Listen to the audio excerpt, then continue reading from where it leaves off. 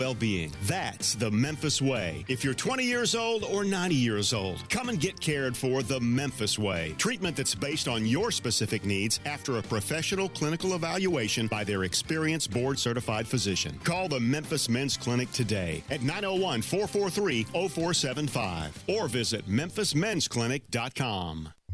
Sports 56, 96.1, and 87.7. Welcomes you to the Peter Edmiston Experience With CJ Hurts. Now, here are your hosts, Peter and CJ.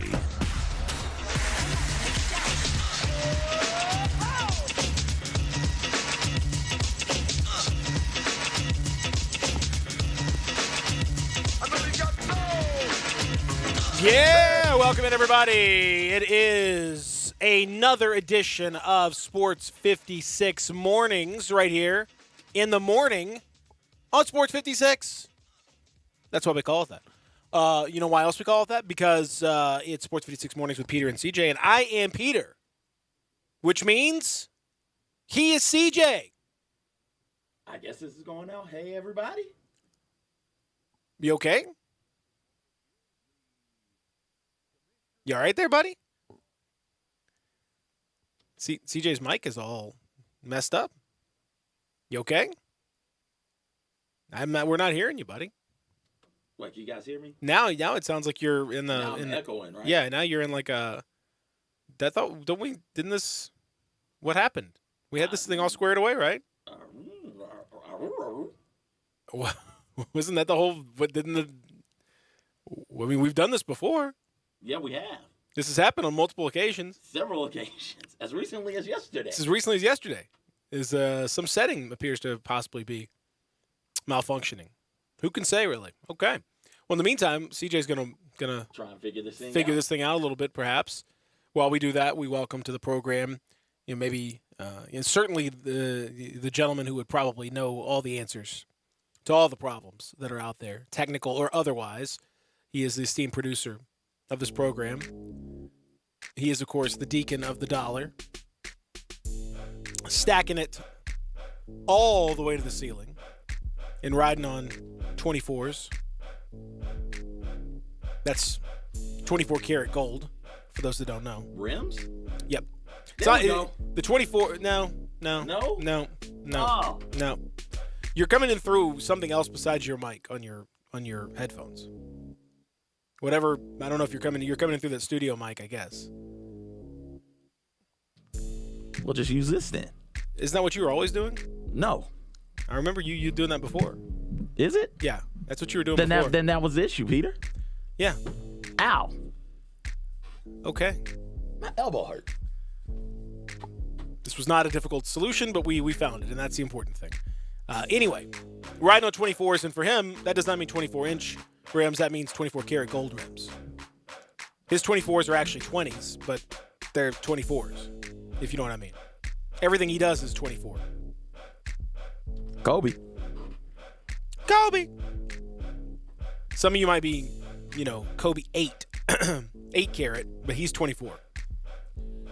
Ladies and gentlemen, he got all the money, which means he don't have to have any of the honeys, because they just trying to take his money.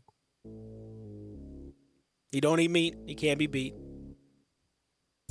Oh, it's my turn. Yeah, I was like, are you going? He don't scream okay? in his wildest dream. This thing got me rattled over here. I know you're. I'm trying to figure out the rhyme. I'm shook. I'm shook. Can we call a timeout? We need one of them early timeouts. Regather, regroup. Take a 20. Let's take a 20. Yes. Get in there. We need to coach you up a little bit. Yeah, very much so. Got one of those yelling fits. Greg Popovich, 30 seconds into the game. The hell are you guys doing? Wake up! I wonder if Pops ever called one of those timeouts and just looked at everybody and be like, I'm so disappointed in y'all. Oh, yeah. I'm sure he's called it and not said a word. Y'all sit down and just, you know why you're here. I don't need to tell you anything. You know what's going on here. Ladies and gentlemen, he is the deacon. No freaking. Every weekend, he's the deacon. Zach Boy! Yo! What's up, Zach? I'm just here. Yeah! Yeah! I'm here. I'm just here. All right. It's gonna be a good show, everybody. It's gonna be a great show. You never know. You never know with Zach. How you been living so far? Quarantine living. How's quarantine living in the Boyd house? It's not too bad, honestly. Well, for me, it's kind of normal because most of the time I'm always in the house anyway. If I'm not at work or doing something like fun, I guess. So most of the time I'm in the house taking a nap, probably working on something. Just the. Which one? Taking a nap or working on something? Or working on something while taking a nap. That could be. That's well, actually, you can mentally you can do that. Uh-huh. I think I've done that a couple of times. Then I woke up from a nap and I was like, oh, let's get. When is your deadline for your piece?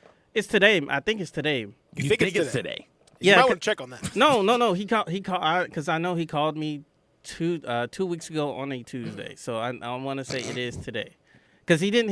I want to say it's Tuesday. He didn't specifically say a day or Okay, well that's not really a deadline, is it? Technically it is. No, I if believe they don't say a day or a time or a date. A deadline is like, I need you to have this piece in by end of business Tuesday done. But he said that's a deadline. But he told me 2 weeks. So. Okay. You just don't know when that 2 weeks. So started. you have a no. It's not so much a deadline as a injured line. It's a hobbled line, a day-to-day line, sick line. not a dead. It's not dead. It's not totally dead. It's sick. It's a sick line. Get him in for that sick line. It's more like a floating deadline. That's again not a deadline. That's not a deadline. It's a floating deadline. Floating deadlines are not deadlines.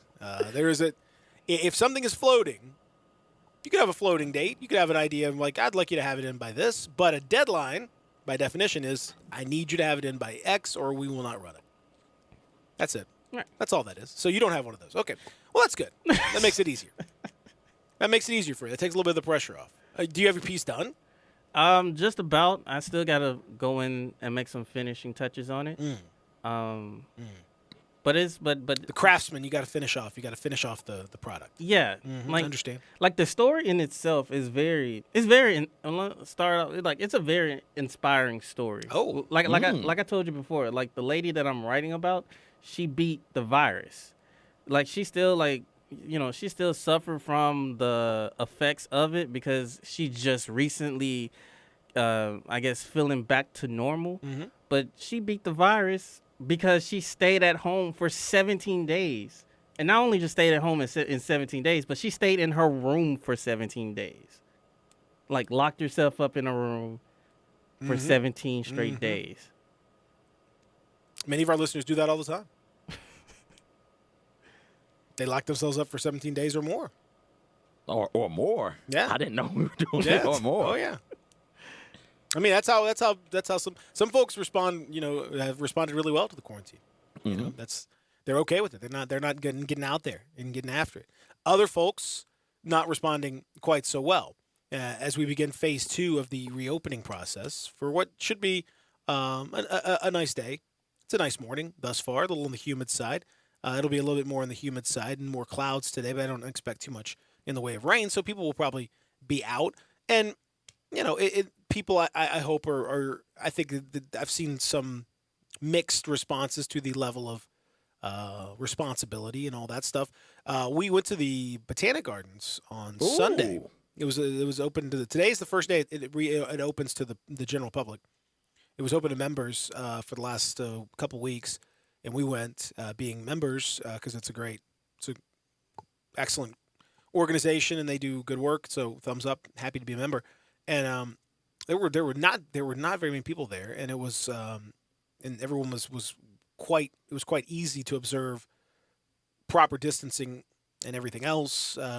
So I know the zoo's got it's reopening and has some pretty stringent limitations on what you can't do while you're there, and those things are all understandable and in common sense as we kind of tiptoe back towards reopening. We're not going to be in a space of being normal for a long time. I think everyone just kind of has to sort of get that out of your mind. The normal is not on the table for a while. We're going to try to get back to some kind of a semi-normality where you got some things that are open with some restrictions, but until this thing is under control, and under control in this case means extensive testing, tracing, cure, and then ultimately a vaccine. But even before that, there are other things that can be done before you get to the vaccine point. Until we get to that point, nothing can be full on normal. That's not going to happen. So, but I was encouraged to some extent by the way we saw the distancing and stuff outside. We've talked about this before. Outside in general, unless you are, on top of each other and just talking, loudly.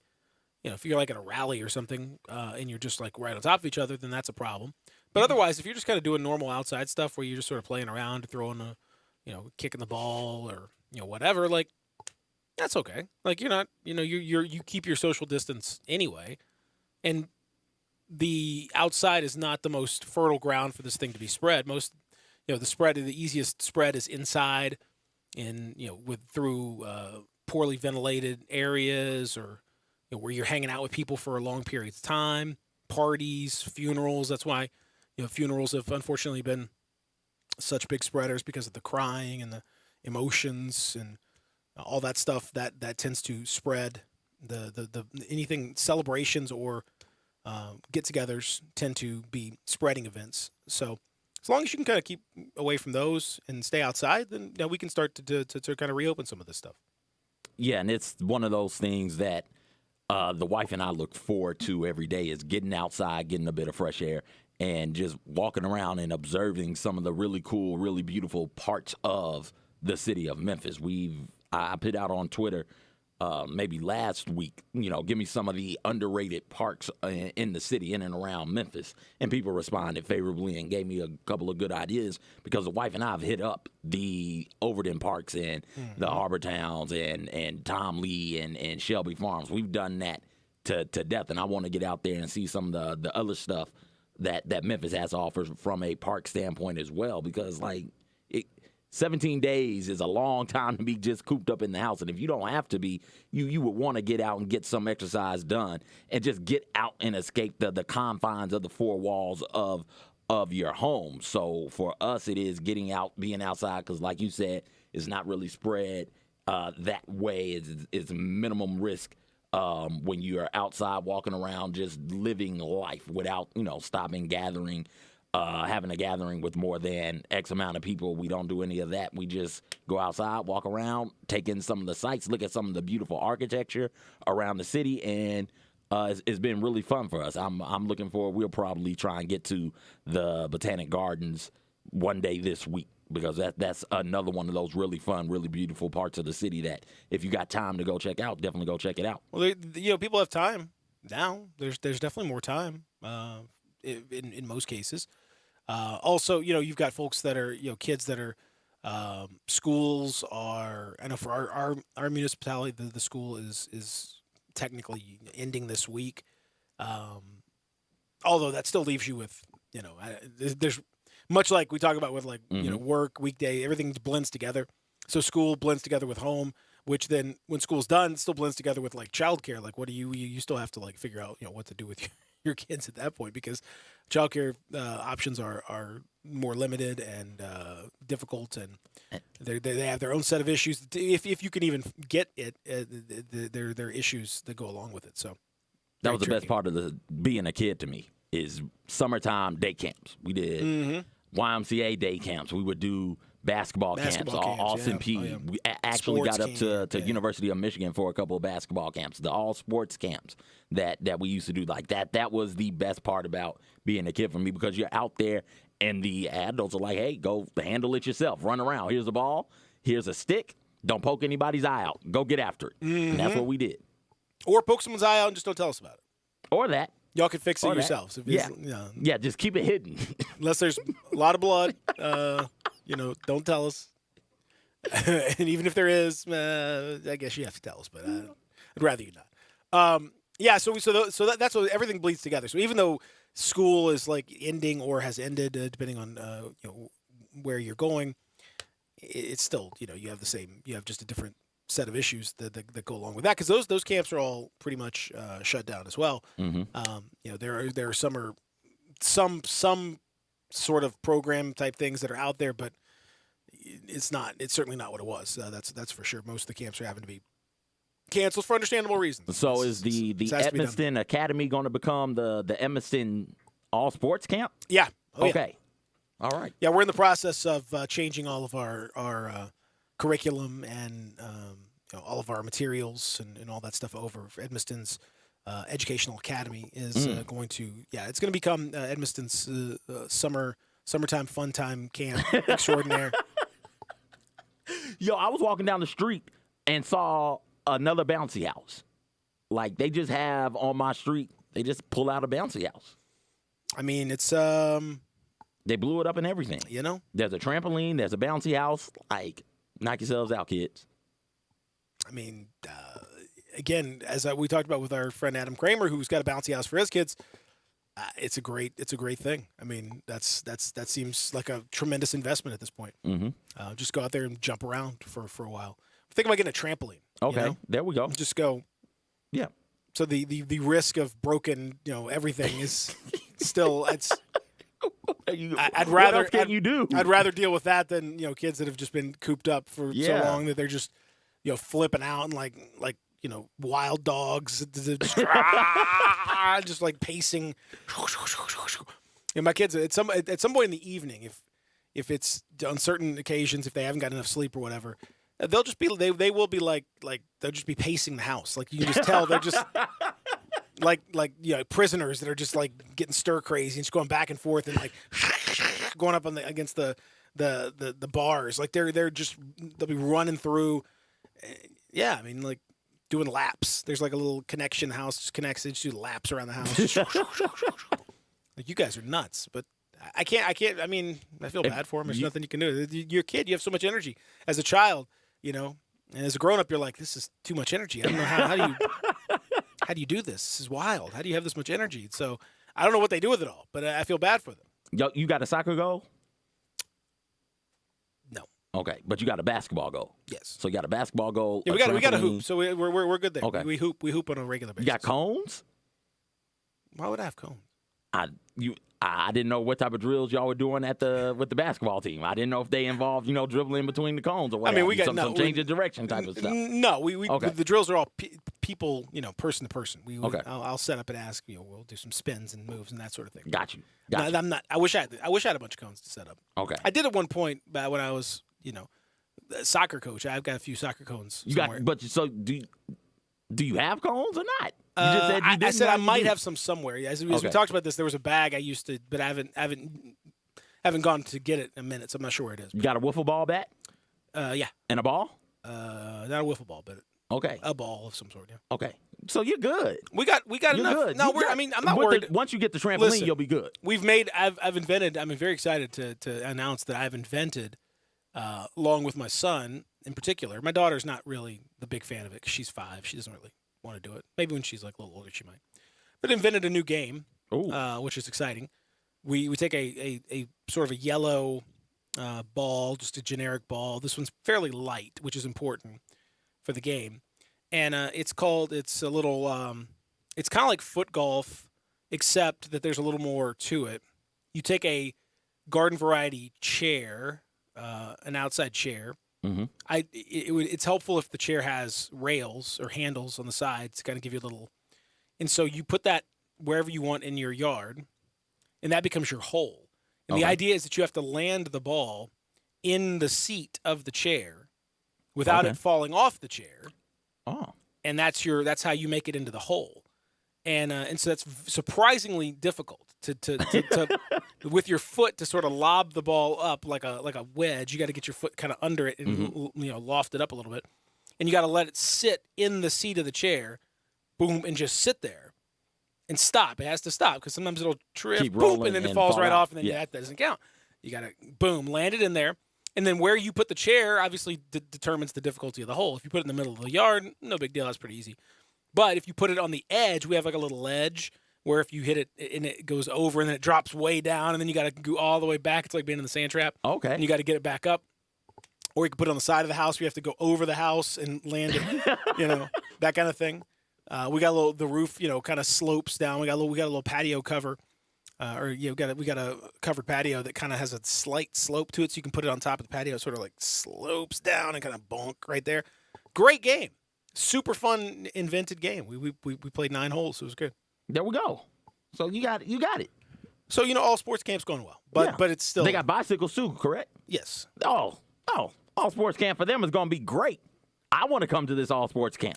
It's just a matter of because they're 8 and 5, we have to be responsible for them, and at some stage, at some stage we have to be aware of where they are and what they're doing, and that becomes the difficult thing. Okay. So you can get away with it with the 8-year-old, you can get away with it for a little while. He's pretty independent in most cases. 5-year-old, less so. She wants to check in. She likes to check in every few minutes. And if she's not checking in, something bad's happening. You need to check. Yes. That is a good assumption to make. There are certain situations where you're going to want to check real frequently because Well, they set up a security system in their own room involving Thread and what? They set up Thread as a laser system. Okay. Which is great in terms of creativity. Yes. Very bad in terms of me trying to walk in their room because the thread is tiny. It is thread, and it is literally they've looped it around everything, so I can't even walk in their room without tripping or yanking things around because I'm. So And the lasers are everywhere, much like Mission Impossible, like Tom Cruise. You really do need to hover over the room. You cannot walk. You can't take a step without activating the laser system, which is tripping over a piece of thread that's minute and or yanking a toy down and hits you in the head. Yeah. So all sports games going great. Long story short. If you want to get in touch with us, you can 67129 on the text line, 67129 First Bank text line. We are in the Family Leisure Studios. These sorts of problems that we talk about can be relieved with a pool from Family Leisure. Now, that would be great. By the end of the summer, I very well we may be full on pool when it's all said and done. That's a great thought from the folks at Family Leisure. In addition, of course, you have play gyms, which another great option for those of you that you can't get out to the playgrounds anymore. Not the same. So the play gyms are a wonderful option for those of you out there with kids looking to help them get their energy out. Play gyms work beautifully. You have all sorts of other equipment. Massage chairs right now. Oh, boy. All the stress, massage chair.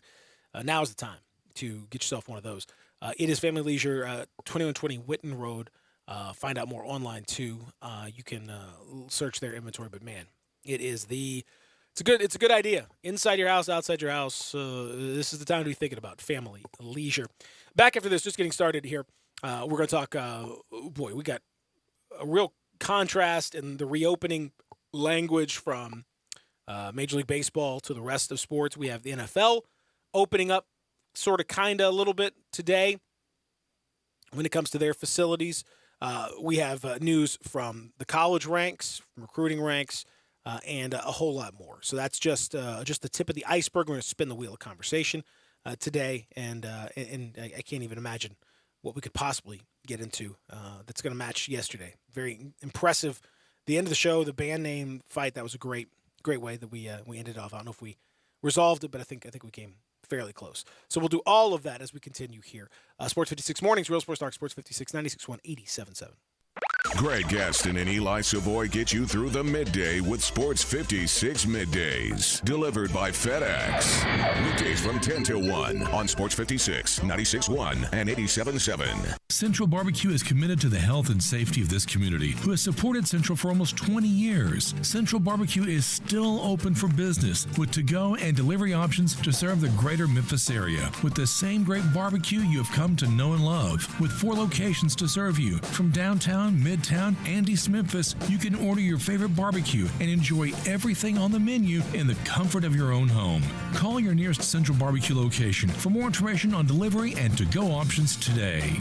The folks at Homer Skelton Hyundai want to say thank you. Thank you, Memphis, for another spectacular year. They set records, but I can understand why. You think about the product. Where else do you get a 10-year, 100,000-mile limited powertrain warranty? That's what you get on every new car at Homer Skelton Hyundai. Oh, and thank you again for the 11th straight year, the #1 certified pre-owned car dealership in all of Memphis. It starts with that product, but then it goes to the shopper assurance. Where else do you go where you get transparent pricing, flexible test drive, take the car for a couple of days if you want, streamlined buying process? You're not going to be there all day, in and out. And then, and I have not seen this anywhere else, the 3-day worry-free exchange. You buy a new car, if you've got any buyer's remorse, you've got 3 days to change your mind. Just get on Lamar, take it into Mississippi, the first exit's Craft Road, turn left, and go see Chris True and all the gang at Homer Skelton Hyundai. Hi, everybody, The Herd. Over 50 years ago, two men with a passion for motorsport and engineering began building race engines in an old abandoned mill. They saw an opportunity on every wide open road and an invitation in every curve. It was a chance to push the envelope, break all the rules. It was a chance to prove that a 2-ton family sedan could have the performance to compete in a 24-hour track race. But shocking the competition and building a reputation, it wasn't enough. Their vision was to expand upon the excellence they had created. This engineering company continued to validate their belief by putting race car engines in luxury sedans and proceeded to stun the elite in world motor racing by winning and winning and winning. We may never truly understand what drives Mercedes-AMG to break barriers, along with every record in the book, but here's to allowing us to enjoy the results. Learn more at mbusa.com/AMG. Mercedes-AMG. Driving performance. Got something you want to get off your chest? You better have a backup plan. Want to join the conversation? Someone needs to tell him he has to grow up. Join us on the First Bank phone lines at 360-8255 or the First Bank text line at 67129. This is Peter Edmiston from Sports 56 Mornings. During this coronavirus pandemic, all of us at Sports 56 urge you to please stay home, practice social distancing, and wash your hands often. While you're home, stay connected with Sports 56. Turn us on your radio, phone, computer, or smart speaker and stay up to date and connected. This is a tough time for everyone, but we will get through it if we all do our part. Stay safe, stay healthy, and stay connected with Sports 56 and sports56whbq.com. Welcome back to Sports 56 Mornings with Peter Edmiston and CJ Hurt. Here once again are Peter and CJ. Somewhere back in how long ago, the sentimental fool don't see trying hard to recreate Soft rock Tuesday. To be created. Once in her life, she musters a smile for his nostalgic tales. Come on now. You know what I watched last night that I think is I highly recommend it for those of you that are jonesing for some competitive juices, some kind of an actual sporting event. Marble races. What? Oh, yeah. Oh, wait. Both of you. Okay. Yeah. All right. Have you watched the marble races, Zach? Yella's marble races? Jellies. Jellies. What's Yelly? Because he's Dutch. So the J is the Well, you talking to a black guy. That's look like a jelly. That sound. It look and it sounds like jelly. So.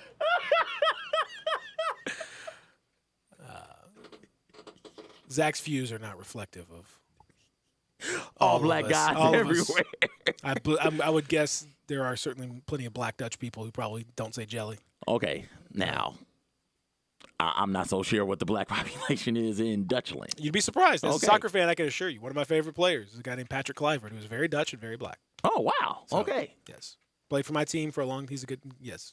So, I'm not saying it's the. You're not saying it's Detroit type. It's not Memphis. It's not Detroit. It's probably not even Nashville. But it's there are black Dutch folks just like there are black French people and black Spanish people. Black. I think you'll find there are black folks all over the world. Really? It's pretty amazing. Yeah. They're not in there, and they're not African American because the American part is the tricky part. African Dutch is that a thing?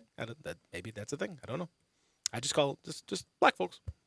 Anyway, they're probably saying Yelly because they speak Dutch in addition to all the other languages that Dutch people speak, which is remarkable. If you ever know a Dutch person, they speak like 5 languages and it's not even that big of a deal to them. No. It's very annoying. And they speak them perfectly, by the way. Just no problem. went to school when I was minoring in German at Tennessee. It was a girl in my class. She was Dutch, and she was learning German for her, like, I think it was her 5th or 6th language. She just was like, somehow she had avoided it to that point in her life. I don't know how. But she's just like, it's fun to learn another language. Oh, really? Oh, that's cute. That's cute. How many do you know? 4 or 5? Oh, okay. That's fun. I don't know. I don't even know. I barely know one. So, in any event, it's the marble races are awesome. You can look for them on YouTube, but they present them in the style of like a Formula One presentation. So like they had qualifying, and they have a track. It's incredible. If you look at Yella's marble runs or Yella's marble races, and they have different types of tracks. They have some through through sandy sort of things. They have some through some water. They have relay races at one point, but you could see like the ones I like are the ones that look like actual race car races. And they have stands set up with marbles in the stands, like fans. And they have 12 different teams, and the teams have their own like kind of personalities. And they have announcers who are calling the match calling the race as it's happening. And they have this track set up where it gradually goes down through all the little slopes, and then it gets up on this little conveyor belt at the end of the lap, and it takes it to the top and goes back down. So you have to hit the conveyor belt, and that kind of locks your position in until you get to the top. It's unbelievably compelling. I don't know why. It's just marbles. But it's the way they do it. They have like they have like the leaderboard on the side. It's constantly flipping based on where the marbles are in the race. Each one has an actual team with the actual style. They did qualifying, so they go through one lap and like time it like to the 100th of a second. Like, I can't believe he got through there. He got caught up in that turn. He's gonna be disappointed with that. And I mean, it's crazy. It is so enjoyable. I was just gleeful watching it. It is great. So in the crowd, that you said it was marbles. Are they marbles or beads? Marbles.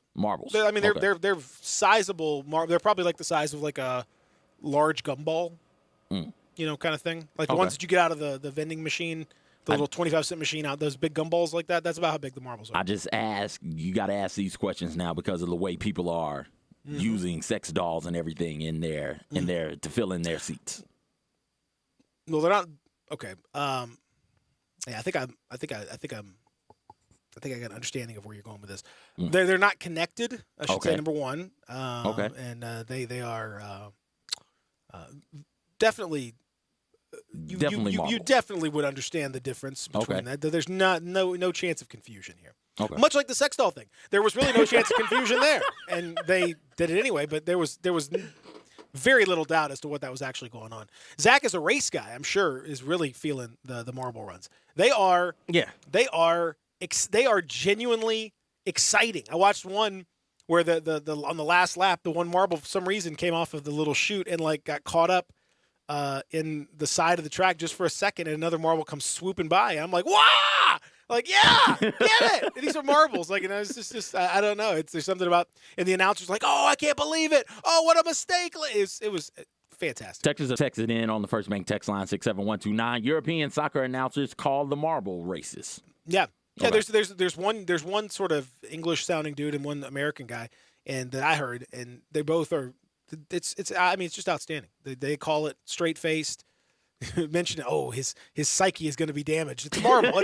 It's great. It's great. It creates the feel of actual competition, and they go through the production is like top notch. I mean, they have the whole thing. It's highly recommended. I cannot, and they're big. The big summer event is coming up next month. They got a whole bunch of summer event. Yeah, they got different types of races coming in, different sorts of races, different like textures of the events, and like I said, they get water involved in some of these. They have.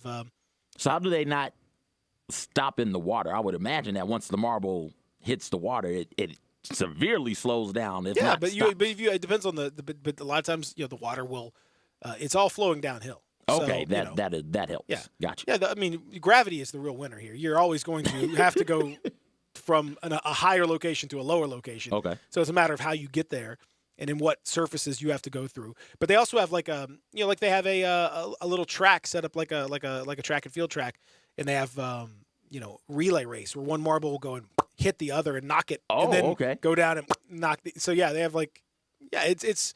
I'm telling you, it is bizarre. I would have never thought it was compelling. I heard somebody talking about it weeks ago, and I was like, whatever. I didn't kind of put it on the side. Then last night I actually watched it for the first time. I really sat down. I was like, let me just see what this is all about. I could not stop watching it. It was phenomenal. I mean, one of my favorite. It's like one of my favorite things now. Like I'm on edge for this new. I'm gonna have to get like T-shirts of these teams. I'm gonna have to be a supporter of these teams now. I mean, I'm into it. It's incredible. Okay. Team Mercedes. Team Mercedes, yeah. Team Mercedes. Yeah, Mercedes is dominating for the circuit right now. Mercedes is dominating the circuit. They're comfortably ahead. Had a nice run. We saw the Dragon team started off. They won qualifying, and then they immediately went to last place somehow within about 5 seconds of the race. I've never seen anything like that. I don't know what happened. They blew a tire out or something. I'm not sure what happened. I feel like they've been in last place since the start of the circuit. Yeah, I couldn't believe they won the qualifying. It was amazing. I don't know what happened there. What type? Do they say the types of marbles? Is there a team that's a cat eye? No, you can tell the types of marbles. I mean, you can see them. They are quite different colors and texture. I mean, not textures, but the designs and stuff. I mean, there's some that are bright blue, white, black, red, all that. This you could definitely tell the difference in the marbles, and they have little pictures. But as far as the cat eye and stuff, it's amazing to me though that you could have a marble that takes like these are all the same spec of marble, the exact same size and everything else, but they could go through a track and you could have up to 3 or 4 seconds difference in the way that they go based on just the way they kind of swing on these turns and stuff. It's bizarre. You wouldn't have thought that there would be that much difference but as they go one by one, I mean the times range from 18 to 20, almost 22 seconds, and on the same thing, same marble, same spec, same everything. Just I wouldn't have thought there'd be that much difference, but there was. It's great. I'm telling you. I have to watch it. For real, it is. I don't care if you like racing or not. I don't care if you like marbles or not. I don't care. It is awesome.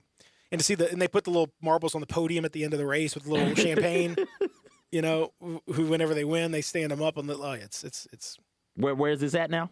I found it on YouTube. Okay. Because I've seen one, the one that was making its rounds on social media. Yeah, you can do go to Yellow's Marble. Yellow. Just start typing JELLE, and it'll pop up on your YouTube search, and then you could just go there and start clicking around. They got 1 million archived races and stuff, and they're all different types. And they're all super compelling. And Mercedes through attack mode for the final time. Listen to they are going to win the Marbula E Prix at Paris. Venturi second, BMW third, Dragon fourth, Neo completing the top 5. Listen to and then Envision Virgin Racing across the line in 12th position. See, that's Let's look at the results then after 5. That's a spoiler. Come on, Zach. You're giving them you got to give them the meat of the action. You got to give them the meat. Don't give them the end. Nah. What was that noise? You give them the end of the race. They might want to watch the Paris race. You have the Paris race. You have different. It's like the whole. You have different tracks. It's great. I'm telling you, people are wonderful. So many times that BMW had some slow starts and slow start to the race overall, but they really picked it up in the middle stint and got faster as it went along. The clanking is the marbles. Again today. Yeah, they're marbles in the sides of the. Mahindra were fairly anonymous in the first round of the season. They had a 7th place finish and never really fought towards the front, but they're pulling out quite a healthy margin here. Envision Virgin Racing are up to 6th place, which is good news for them after their horrible opening round at the Paris Prix. But another lap down, and Mahindra look pretty comfortable out in front. Also, our pole sitter Dragon all the way in last. Yeah, Nissan also falling down. That's what I watched last night. Yeah. See what I mean? Like that. It's weird. It's weirdly compelling. It's great. All right, I'll give it a watch. Give it a watch. It comes highly recommended. Got some update too, by the way. Before we get into all of the reopening stuff, I do want to update after. Up next, a little more information on the UK cheerleading scandal, which is rocking the world of cheerleading. This is like the equivalent I was reading of Nick Saban and his entire coaching staff being fired for This is how dominant Kentucky's cheerleading is. So, yeah, it's not. This is major. This is major. So we got updates. We're going to do that up next. Sports 56 Mornings, Real Sports Talk, Sports 56, 96.1, 87.7. The word is out about R&R on Sports, where you've heard interviews from Ken Griffith Jr., Dr. J, Hank Aaron, and many, many more. Right here, R&R on Sports, Saturday mornings, 9 a.m., Sports 56, 96.1, and 87.7. Don't miss it. DeSoto Auto Sales specializes in late model cars with low mileage. They have the highest standards in the car industry. All of their cars are test-driven, checked out from head to toe, unlimited inventory, every make and model. And if it's not on the lot, they'll find it for you. Walk in the door of DeSoto Auto Sales, 5704 Goodman Road. Within 45 minutes, you can test your car, get credit approval, and finish paperwork within an hour. No shortcuts at DeSoto Auto Sales. Kind, courteous employees, a down-home environment. DeSoto Auto Sales cares about your time. Lowest prices in a 350-mile radius. We're living in a world today where time does matter. Visit them online. Check out their referrals. DeSotoAutosales.com. Very proud to serve DeSoto County and other surrounding areas. DeSoto Auto Sales, 5704 Goodman Road. Call 662-890-7184. 662-890-7184. Come on down to DeSoto Auto Sales. Blood and plasma donations are more important than ever. People all around the world still depend on the medicine your plasma helps make. That's why Interstate Blood Bank and Plasma Biological Services are open and will remain open for our donors. The United States government has declared blood and plasma donation as a critical infrastructure industry. That means healthy donors are allowed to travel to and from donation centers regardless of any stay-at-home mandates in your area. We need you to keep donating so that we can continue to manufacture these life-saving medicines. We understand that you may be concerned about COVID-19.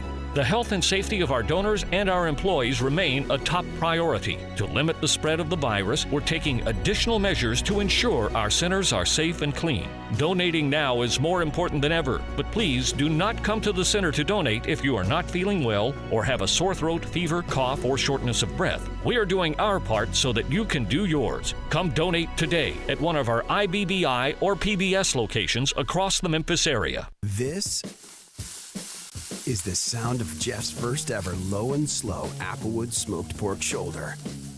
And this... Yes. Yes. ...is the sound he made when it fell right off the bone. Oh, you okay there, Jeff? Oh, it's beautiful. Backyard grilling leaves the best marks. Kingsford. For recipes and inspiration, visit kingsford.com. If you're going on vacation, making a college campus visit, or if business takes you out of town, there's just no better place to board your dog than Barks and Recreation, 965 Ruddock Cove between Bud Davis Cadillac and the Blue Plate Cafe in East Memphis. Boarding, daycare, grooming, we have the best of everything at Barks.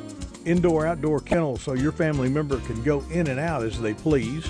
Indoor and outdoor play areas. 4 walks a day. Group play and individual attention from the best staff in the Mid-South, which includes an overnight staff to ensure the safety and comfort of your pet 24 hours a day. All reasons to choose Barks and Recreation above all other boarding and daycare facilities. BarksDaycare.com or 509-0909. Check us out and make your reservations now at BarksDaycare.com. If your dog could speak, he'd say Barks. Hey folks, I'm Jarrett Carter. My family recently purchased East Memphis Ace Hardware at Quince and White Station, and we're excited to offer the best selection of Big Green Egg and Traeger grills. And then don't forget about our Benjamin Moore Paint Studio and the Garden Center for flowers. Save 60% with our new Duracell key fob replacement program. We have a master locksmith service as well as glass cutting and screen repair. The East Memphis Ace Hardware, located at Quince and White Station behind Three Little Pigs. Welcome back to Sports 56 Mornings with Peter Edmiston and CJ Hurt. Here once again are Peter and CJ. In your eyes I see a paradise. This world that I found is too good to be true. Standing here beside you, want so much to give you this love in my heart that I'm feeling for you. Starship. Yeah. Let them say we're crazy. good. This is real good. It's real good. Real good job. That's quality right there. So, we talked about it yesterday, the cheerleading scandal at the University of Kentucky. CJ, I did not expect the cheerleading scandal would get quite so much attention, but it has, to be fair. And it's kind of crazy. Like I said, this is I think the numbers are something like 28 of the last 34 national championships were Kentucky. It's some insane number. Like it is like the best of the best, the most decorated program by far, and all this huge scandal. They are, and here's some of the details that we saw. That these coaches were apparently there. One of the coaches is alleged to have taped this stuff, but may have deleted it, or somehow that they couldn't find it. But there was allegations that she had taped all of this. There was individualized hazing, lots of hazing. The dudes all going to a room and making the dudes wear just like socks, and then if you got the chant wrong, they'd have to take your sock off and run around naked. Same thing with the women, and then they would get together and they would perform gymnastics routine, topless or bottomless or both, known as basket tosses. The cheerleading alumni brought alcohol in boats to this retreat where they were running around half naked. It sounds to be honest, a little more Animal House type stuff, like I don't know, frat housey kind of stuff.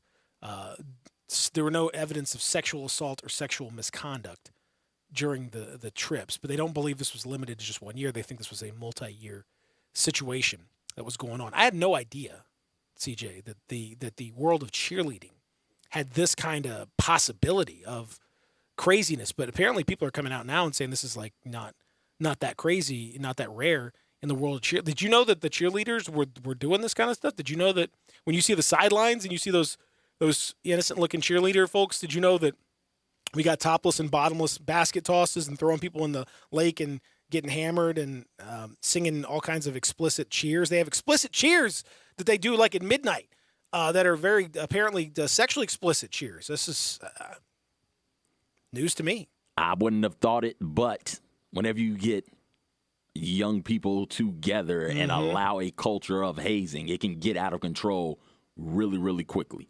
Be it the football team, the baseball team, basketball team, your fraternity or sorority.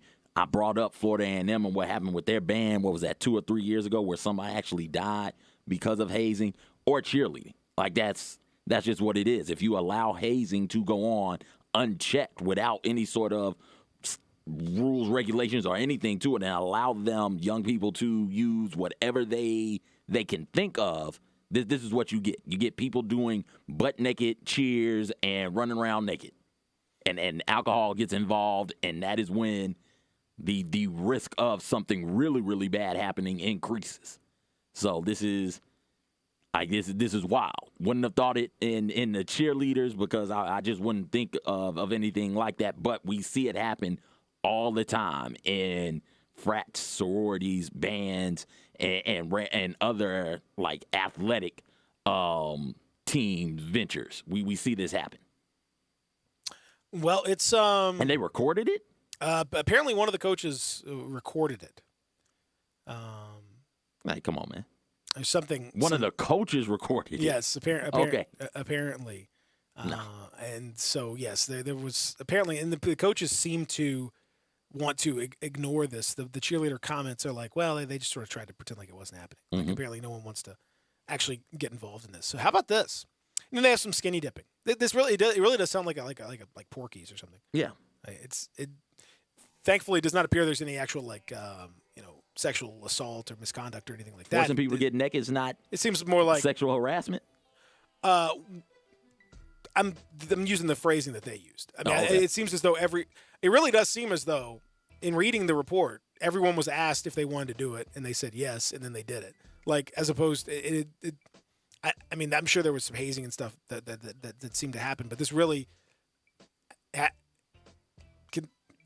Kentucky's report, at least, and it includes comments. Well, but it includes comments from the cheerleaders, and they all. It's as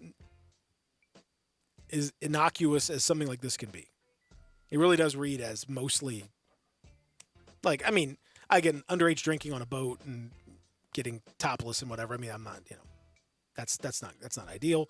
But it does sound like everyone was over the age of 18, so they could consent as an adult to any, and there was no actual like sex or any sexual conduct or anything like that.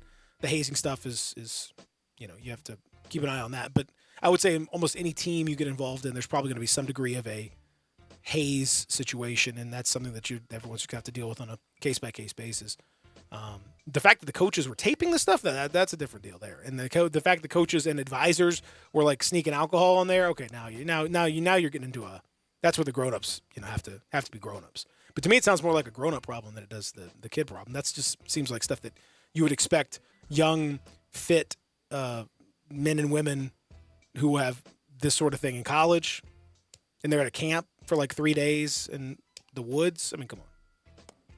What do you think? What happens? What happens to the Olympic Village? When we talk about these for 2 weeks, but that's not being forced. That's not hazing. No, but that is different. Yeah, but this is not. You're not talking about the togetherness stuff. Is not. I mean, they were like, for example, it wasn't all the cheerleaders that went topless. They were all asked if they wanted to. So there was no ramifications, no punishment. Doesn't seem to have been. Who didn't want to? Doesn't seem to have been. I can't. It may have been different for the men who were doing the bottomless thing. That sounds like that might be different. Dudes wearing socks and stuff. I don't know. That may be a different thing, but it doesn't. It really doesn't. Like, I mean, even in a very like harsh reading of this, it doesn't seem as bad as many other scandals. It's more of just a wow. Okay, sounds like a crazy few days at the lake, but. And the fact that grown-ups didn't like jump in. I mean, that's the other thing. Taping stuff and like alumni providing alcohol on the boat. But I mean, honestly, like if a bunch of football players, basketball players, whatever, go on a boat with alums, do you think that like they'll somehow find a way to have some alcohol there? Probably. This doesn't shock me. You know what I mean? Like I'm surprised. I'm surprised just because I didn't expect it with cheerleading, I suppose. But that's just my naivete. Apparently, the world of cheerleading is quite scandalous. I need to go back and watch some of these movies again. What's the one? The one where they the cheerleading battle one. Bring It On. Bring It On. That's the one. I need to go back and watch Bring It On again. I think that would open my eyes to some of this stuff. So, parents out there, cheerleading, watch out. It's a little more risque than you might have thought. Certainly than I thought. That's for sure. Hour number 2 on the way. We're going to spin the wheel of conversation in hour number 2. We're going to get into the reopening situations. We're going to find out a little more about some of the disagreements that are going on within Major League Baseball and a few within basketball in terms of trying to get things back open again. All of that. Hour number 2 on the way. Stick around. Real Sports Talk, Sports 56, 96.1, 87.7.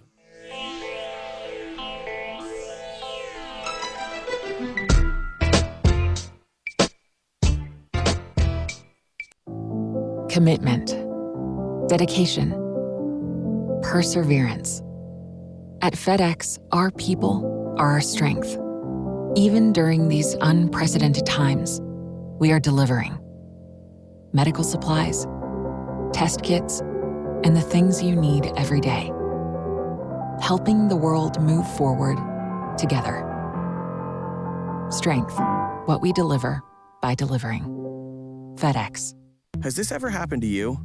My friend was telling me about his new pair of headphones, so I looked them up online. Now, everywhere I go is a creepy ad for those headphones I looked at one time. I hate that feeling like I'm being watched. I got DuckDuckGo and saw a difference right away. With one download, you can search and browse privately, avoiding trackers, all for free. It's that simple. Take back your privacy online with DuckDuckGo. Privacy simplified. Upgrade to luxury. Visit the Umansky Luxury Complex at Ridgeway at 385. Umansky Maserati and Alfa Romeo, Lincoln of Memphis, and Acura of Memphis. One convenient location for incredible brands. Ridgeway and 385. Come see the Italian race-inspired performance of the Stelvio and Ghibli, precision-crafted performance of the RDX and MDX, or the amazing new Aviator, Navigator, or Nautilus. Rates as low as 0%. Payments from $279. 90 days until your first payment at the Umansky Luxury Complex at Ridgeway and 385. While qualified buyers, offers cannot be combined.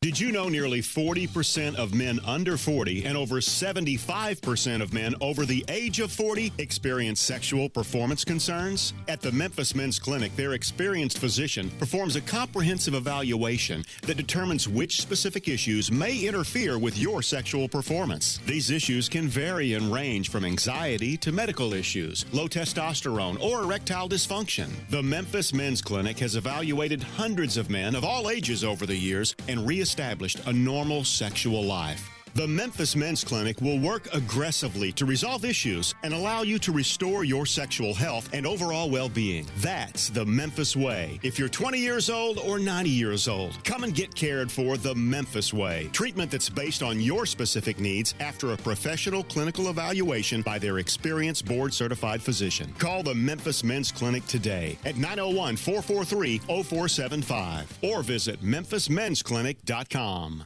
We are Real Sports Talk. Sports 56, 96.1, and 87.7. Available on your radio dial at 560 AM, 96.1 FM, and 87.7 FM. As well as online around the world at sports56whbq.com. Take us with you everywhere on your phone or tablet by downloading the Sports 56 app. And at home, tell Google or Alexa to play Sports 56. Wherever you are, stay tuned to Real Sports Talk. Sports 56, 96.1, and 87.7.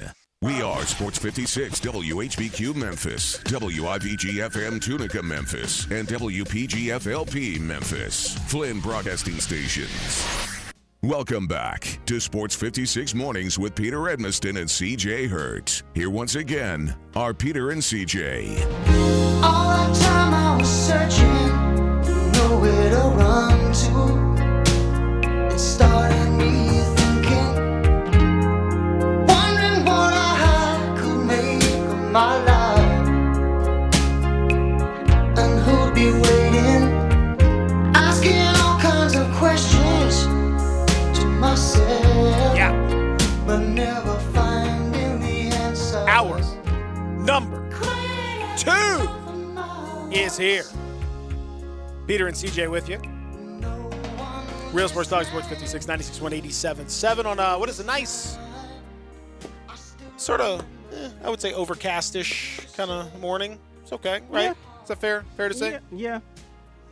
You guys can both see out the window. I can't. So. It's a little overcast. Okay. No wind. Trees look real still where I'm sitting. Oh, Went for a walk this morning. Beautiful. It was nice out. It's a little humid cool. already for my liking. It's a little muggy. I don't appreciate the humidity. I like a beautifully non-humid situation. It's one of the things. I love Memphis. You know, I've lived here for much of my life, but I just the mugginess. I can't. It's not great. That's one thing I would snap my finger and remove the mugginess. Then so much nicer. But otherwise, you know. Like last night, like 7 o'clock was spectacular. Mugginess was gone. It was just a beautiful evening. Splendid is what that is. But I wake up in the morning and it's just, I can already feel like, oh, geez, look here. Summer's coming. It's going to be. Gah, is all I can say. So hour number 2, we have much to discuss. A nice little bit of news for college football fans around here, particularly Ole Miss fans. Lane Kiffin cashing in a little. Apparently he's got a little connection with USC. I thought maybe they left on not great terms when they essentially left him on the tarmac at the airport. But apparently they've repaired things enough. They've had some changes in their leadership since then. And Ole Miss and USC will play a home-and-home 2025-2026. I really like. I hope we get more of these types of things. Number one, what a great occasion it's going to be. When and if we ever get back to normal in 2026 or 2025, when Ole Miss hosts USC. Mm-hmm. That's a fun deal. Mm-hmm. And, I think now, just kind of reading the tea leaves, this is where the Group of Five have to be careful, because I get the sense that because of the funding stuff that we've discussed and how the MAC is already really showing a lot of signs of having some significant problems. There are other conferences that are going to be in similar situations. We've seen Cincinnati cancel a program or two. I mean, they're a pretty high profile, about as big a Group of Five as it gets. Them, Memphis, the biggest of the big in the American. That's the highest level Group of Five. When you see the Power Five start to circle the wagons like this and just do straight up home and homes, not a neutral site. I like the fact that it's a home and home. That this to me would be a little bit worrisome from the Group of Five perspective to say, wait a second, we got to be careful here. Yeah, and they're getting left. Like there's nothing else that we can say or try and spin this as anything other than the Group of Five are getting left, and they.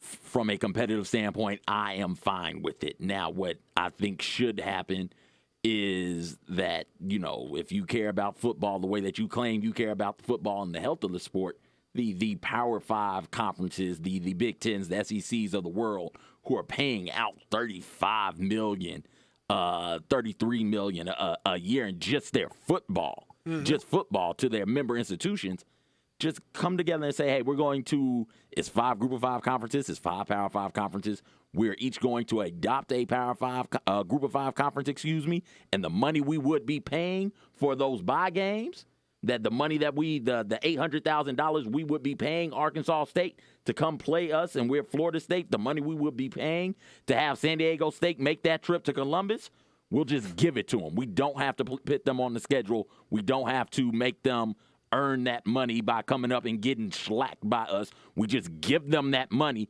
and call it a day. That's how I would think it would work. That's what I would like to see happen. And then we get more of these matchups. We get USC Ole Miss. We could get so you're ready to just consolidate the whole thing. You're just just consolidate. That's where we're going. That's there. I don't know how you can stop it from happening. The Power 5 programs, especially in the Big Ten, the SEC. But you look at what the Big 12 is able to do financially, and the ACC, and even the Pac-12, who's ringing up the rear. They're still giving member institutions just from football television, $20-some million each member institution.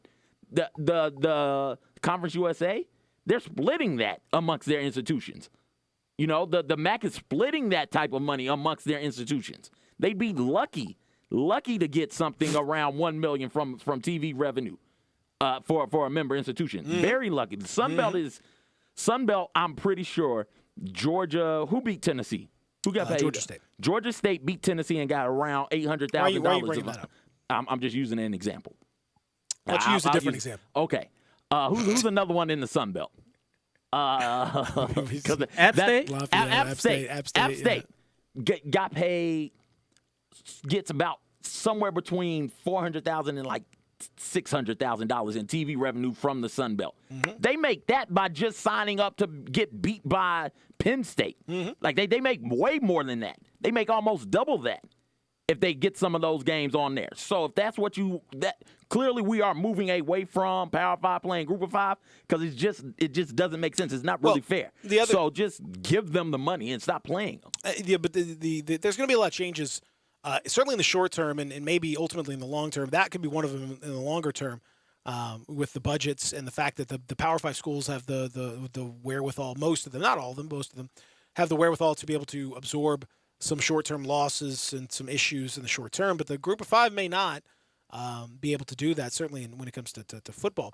The other change is that, with this being a home and home, and maybe the issue is going to be what's the point of a neutral site game if you can't have fans there? What's the point of USC and Alabama playing in Dallas to start the season if no one can go to Dallas and watch the game in Jerry World? And I think it's almost certain at this point that no matter what happens from here on out, that game is not going to happen the way that they expect it to happen. It may happen, but it's not going to happen with a crowd of 100,000 people and all that. I mean, at the absolute best case scenario, it would happen with a severely reduced crowd of, 20,000 or whatever, in there, and that's an extremely best case scenario. Mm-hmm. I mean, I think that's extremely unlikely, but it's certainly not going to happen with the 100,000 people and everything else. So maybe this sort of pushes us away from those neutral site games. I really think there's a chance this changes the entire economics of college sports for maybe forever. I mean, it certainly has the potential to do that, because you're going to have donations are going to be down. The churn of coaches and the buyouts and all that stuff is down. I mean, there's been very little movement in college basketball, men's and women's, just not much at all, because teams can't really afford to do much at this point. The days of getting huge $10 million a year contracts are probably at least put on pause and maybe done for a long time. Neutral site games, I don't know that you can plan on those for the next few years. I think there's an opportunity here. There's a possibility that this changes the way that we see colleges, fundraising and budgeting. I don't know. I think it's gonna be a very tricky time for college sports. Yes, and the bigger you are, the more okay you're gonna hurt, but you're going to be able to survive.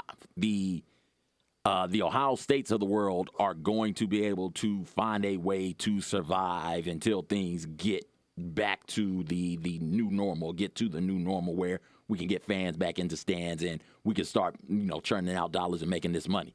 The Cincinnatis of the world, though, that is where it gets concerning. And if you go down another level, you think about some of those FCS schools and some of these D2 schools. The Tuskegee Morehouse Classic's been home and home. They decided they're going to move it to Birmingham and play in Legion Field. Who's going to be there? And what is that going to? That would be a big financial boom for both of those D2 programs, but who's going to be there now? Now it just seems off, for not on the topic of the neutral site games. So not only are the neutral site games that we think about when it comes to like the Chick-fil-A Classic or whatever they call that, or the one they play down in Orlando, not only are those going to be drastically changed, but look right here in the city of Memphis and think about what that means for a game like the Southern Heritage Classic, one that is such an economic boom for the city, such an economic boom for Tennessee State and Jackson State. Like one of those things that really bring the community together. That's going to be changed also here for the next year, maybe even 2 years, potentially. So you're going to have to, as an athletic department, try and get more creative, not only when it comes to scheduling and trying to get more of those home and homes, but trying to find ways to fundraise when people really don't have the money and you can't get out there and do the face-to-face things that you're used to being able to do as an athletic department. Well, and I think I have those deep concerns, for schools, as you mentioned, like, Jackson State, Tennessee State, all that is such a it's such a big deal. It's such a big thing to be able to have Southern Heritage Classic here, to have all the fans, to have, and we talked about it last year. It is much more than just the game. It's all the stuff that goes along with the game, and the tailgating and the various, the parade and the parties and the concerts and all that stuff. And none of that stuff can happen right now. I mean, none of it. If the game itself it could happen, but I just kind of I come back to the bigger question. To me, it's a kind of just a more of a almost like a philosophical question, really. But what is sports without fans? What is sports without what is big time, professional or big time college sports without fans? As a TV product, it has value now because people need stuff. I mean, we just talked about marble races, for God's sake. There people want to watch people compete at stuff. But much like, we're watching a lot of these talk shows and they're doing the show from their house or from their, wherever, from some remote location, and there's no studio audience, there's no fans. I think I kind of underestimated the importance of that audience to the way that those shows flowed and sounded. It's not that the show is bad or anything. But when you're listening to like a late night monologue and there's no laughing and there's no jokes, there's no sort of like atmosphere to it, it makes it sound different. And it's not as much fun. It's not as much. There's not as much joy in it. It's just sort of there, if that makes any sense. In the sports, that's how I felt about watching the soccer. Like it was great to have it back, and I watched it. I'm glad sports are back, and I'll take whatever I can take at this point. But the joy of it, the magic of it, lost a little luster. It's like watching a play without any audience, or like a magic trick where there's no audience to be fooled. Like it's great. You can watch the magic, and it's great technical skill to do that. But unless there's an audience to be fooled, it's just, I don't know. It loses something. That magic that sports has without fans is not there. The shot, thinking about one that is fresh on everybody's minds because the documentary just ended. The shot Michael Jordan hit is not the same if the fans don't go deathly quiet, like just silence. Mm-hmm. It's not the same if you don't see that kid who everybody's been pointing out behind the basket holding up the 6 as Michael Jordan rises for that shot. It's just not the same if you don't have the roar of the crowd. And sports for a lot of us is an escape. We use it to escape from the stresses and the strains of the world. Well, now when you tune in, sports is going to remind you about that.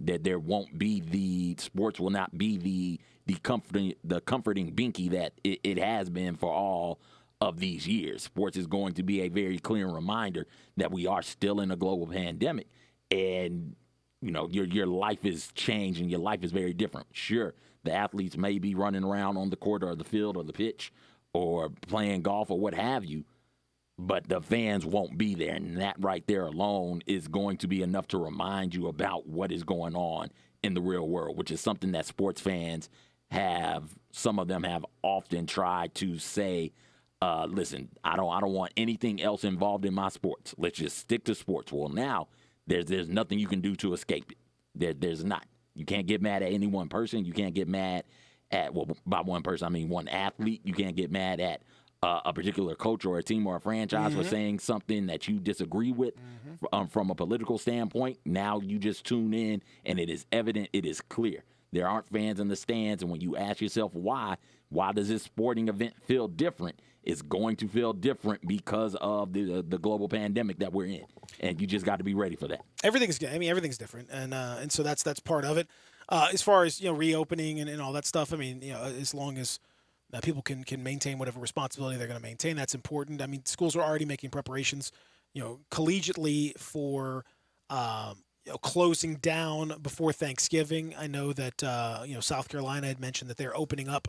They were one of the first to just kind of very, almost defiantly really declare like we're opening up, but they're going to close in-person classes after Thanksgiving. So a few other schools are starting to go in that direction because they anticipate a wave in the winter and fall, wave 2 of the virus. And so again, where does that put sports if that were to be the case, if that comes back? It's so hard because we've talked about this a lot when it comes to this virus. It's just very difficult to track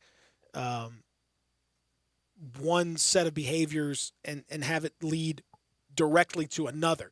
It's very we're dealing with a unique thing. We don't really know all there is to know about this. We don't know very much about it. We're learning a lot on a daily basis, but we don't know. So you would think like densely populated areas would be problematic, and some cases they are. But then you have like Hong Kong, and you have Manila, and you have Delhi in India. These are big populated cities.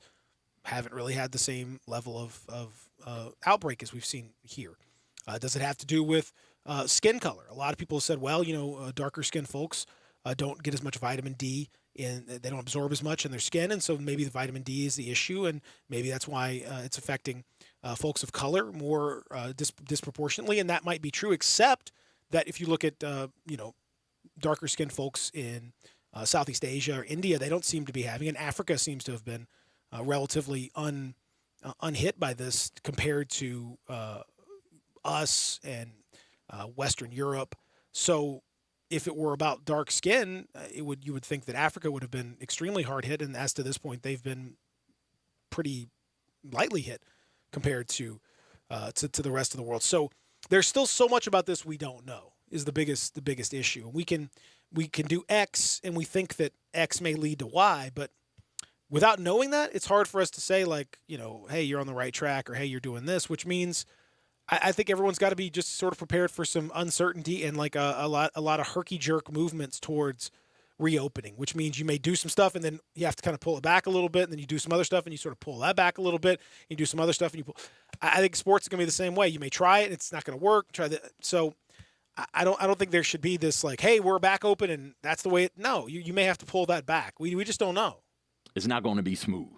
And No. it is definitely going to be herky-jerky, and not just with fans not being in the stands thinking about college sports, especially specifically, but there may be conferences that aren't at full strength. Mm-hmm. There may be conferences who we'll take the Big Ten, for example. The state of Michigan is being pummeled by this. Pennsylvania, Illinois. You may see a Big Ten East that is Ohio State, Indiana, and that's it, Rutgers. And that's it. Like, you may see some of these programs out in the Pac-12 where you might get Arizona State, Oregon State, those types of programs, but USC, UCLA aren't a part of the conference this particular season because their state is saying, hey, we've been hit too hard by it. We just can't. That there won't be, it's not looking like there's going to be any sort of uniformity, not only across the NCAA, but across conferences as well. So it is going to be one of those things where it is going to be very noticeable that fans aren't in the stands, and it's very noticeable why that is, and very noticeable why certain programs aren't competing for their conference regular season. You're going to see that, and I think that you should probably prepare yourself for the herky-jerky nature of what this is going to be. And our sports seasons are very smooth. There's not that herky-jerkiness, and it's going to be weird. It is going to be odd. You just got to prepare yourself for it. I think that's ultimately what it comes down to, and I don't. It's just this has been one of the most. It's an unbelievable thing. It still hasn't. It doesn't hit. I don't think it does. It doesn't hit me fully. I don't know if it's ever hit me fully, but like it doesn't hit me. Just time to time you sort of think it, and you like stop yourself like, oh, we're in the middle of a pandemic. Like that's just like, it's like one of those things you thought was basically reserved for movies and history class, and you're in the middle of a pandemic, and we've lost 90,000+ Americans now. I mean, that's an extraordinary amount of death in 2 months, 2.5 months.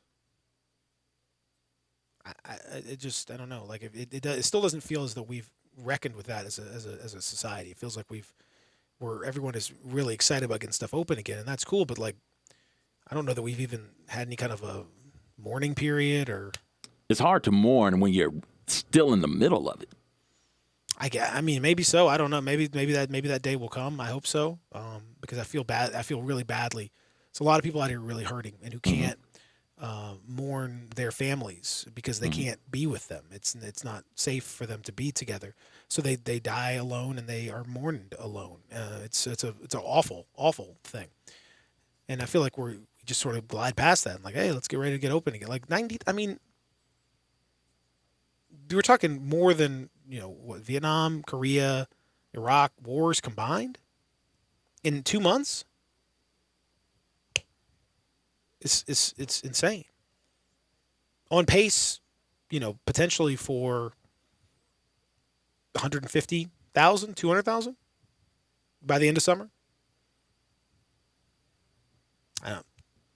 It's just I don't know. Like I don't feel like those numbers are being digested and discussed. And I mean, we everyone is mad. And seems to be very upset about the way that life has changed in the short term. There's a lot of people who are really resistant to that sort of thing.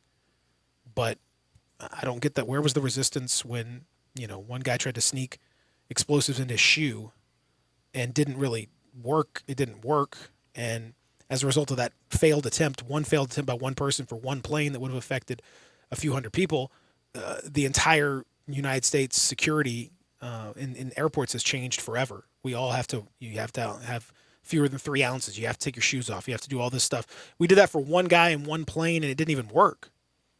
Now you've got 90,000 people, and people are mad because you might have to wear a mask, or you might have to stay 6 feet apart, or you might have to have some a lot of disruption. Like, I don't. That's the one thing I don't get, CJ. I don't. It's just, what did you think was going to happen? I've given up trying to get it. I don't. What did you think was going to? When we overhaul an entire security system for one failed attempt that would have affected a tiny fraction of the people that have been killed, never mind the people that have been sickened and have been incapacitated and debilitated for the rest of their lives by this. That's well into the hundreds of thousands. We're mad because you have to wear some masks. Somebody wants to say you got to wear a mask. Where are the marches when you go to the airport? Why haven't you been protesting that for 20 years? You're trying to reason with people who don't want to have this conversation and be reasoned with. So that there's nothing. We are 9 weeks into this, I do believe. Mm-hmm. By now, everything's been said that I think can be said. If you want to get it, you'll get it. If not, there's nothing left to say. And it's unfortunate that goes back to the original thought at the time was 9 weeks ago, we're in this together. Mm-hmm. About 3 weeks, 4 weeks in. We were never in it together. Even then. About 3-4 weeks in, it was, for me personally, we just aren't in this together. We have not been in this together. No. Don't try. There's no reason to try. There's no reason to attempt to. No. It's not done well for us. We've not come out of this looking real great, I can tell you. But that's the way it goes. Let's spin the wheel of conversation up next. We'll do that and find out what we can talk about. I don't know if it can top yesterday. Yesterday was real strong. So we'll try our best. In the Family Leisure Studios, Real Sports Talk, Sports 56, 96.1, 87.7. Want to get your voice heard? Hit us up on the First Bank phone line or First Bank text line. DeSoto Auto Sales specializes in late model cars with low mileage. They have the highest standards in the car industry. All of their cars are test driven, checked out from head to toe, unlimited inventory, every make and model. And if it's not on the lot, they'll find it for you. Walk in the door of DeSoto Auto Sales, 5704 Goodman Road. Within 45 minutes, you can test your car, get credit approval, and finish paperwork within an hour. No shortcuts at DeSoto Auto Sales. Kind, courteous employees, a down-home environment. DeSoto Auto Sales cares about your time. Lowest prices in a 350-mile radius. We're living in a world today where time does matter. Visit them online. Check out their referrals. DeSotoAutosales.com. Very proud to serve DeSoto County and other surrounding areas. DeSoto Auto Sales, 5704 Goodman Road. Call 662-890-7184. 662-890-7184. Come on down to DeSoto Auto Sales. Ace is the place with the helpful hardware, folks. We know staying in is a little easier when you can grill out. That's why Ace will help you get a great grill for your family from the best brands like Big Green Egg, Traeger, and Weber. And with your local Ace right in your neighborhood, we'll assemble and deliver your grill for free. Then, to make it even easier, we'll include free fuel to help you get grilling. The brands you love and the service you trust, only at Ace. Offer valid for Ace Rewards members through May 31st on grills and accessories $3.99 and up. Propane tank not included. See participating stores for scheduling or exclusions. Got something you want to get off your chest? You better have a backup plan. Want to join the conversation? Someone needs to tell him he has to grow up. Join us on the First Bank phone lines at 360-8255 or the First Bank text line at 67129. Start your day at Sunrise Memphis. Located in Midtown, enjoy delicious biscuit sandwiches and all their menu has to offer with quick and easy to-go and delivery options. Whether it's breakfast, brunch, or lunch, don't distance yourself from great food. For more information on Sunrise Memphis, visit sunrise901.com or call 901-552-3144 to place your order. Stay healthy and eat Sunrise Memphis today. I Buy Houses, 901-406-1101. That's 901-406-1101. I Buy Houses. I Buy Houses will buy a house in any area, in any condition. And yes, it's guaranteed to close in 5 days. If you need to sell your home quickly, call 901-406-1101. If you've been through a divorce, if you lost your job, if you're tired of renters, iBuyHouses can get you your money quickly. iBuyHouses will buy your home in Shelby County, DeSoto County, Memphis, Bartlett, South Haven, Horn Lake, Olive Branch, anywhere and everywhere in between in any condition. And yes, they're open 24 hours a day, 7 days a week. iBuyHouses, 901-406-1101. That's 901-406-1101. Grab that pen, 901-406-1101. iBuyHouses. Welcome back to Sports 56 Mornings with Peter Edmiston and CJ Hurt. Here once again are Peter and CJ.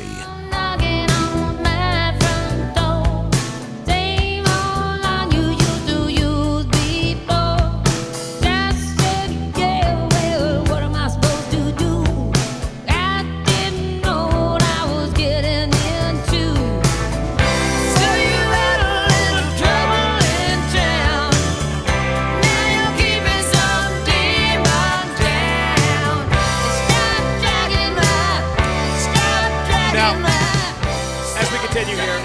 Sports 56 Mornings. Peter and CJ with you. Texters at 67129. Texter says, the thing is, California has not been hit hard by it. They have great numbers, so it's confusing why they would go ahead and cancel college in sports, because the college age group is the least at risk age group. Because we talked about this before. It's more than just the college, the players. It's much more than the players. It's all the administrators. It's all the other people, the coaches, people that are involved with it. And if you have great numbers, that is largely a function of what you have done to this point. That does not mean that you can go ahead and loosen it up. That's the idea, is that you continue those numbers going forward. I mean, some loosening is fine, but you can't just let everybody go crazy, because then you're just going to, eventually get in a situation where you're spreading it back around again, and you get back to community spread, and it's a whole thing. You're trying to avoid that outcome. So it's not, you have good numbers because of what has happened. Our numbers in the country are not great, but they are a lot better than they would have been otherwise. And the trajectory we were headed on was not very good, and now we at least kind of flattened it a little bit. Although you're starting to see some rise back up, and Tennessee happens to be one of the states where you're seeing some rise back up over in a rolling 7-day average of cases. That number is starting to go back up again. Colorado, another state that had a more liberal approach of opening the state up, they're starting to see a little uptick as well in cases. So we have to be careful not to read too much into it, because there's still so many things we don't know. As we talked about, we don't really know every little detail, and you don't want to box yourself in and be so strident on a position that you can't open yourself up for change once new data comes out. But from what we know and what we've seen, the interpretation is, these stay-at-home, safer-at-home measures are doing what they're intended to do in those states. Okay. You look mad. Why are you mad? Listen, this is annoying. It is.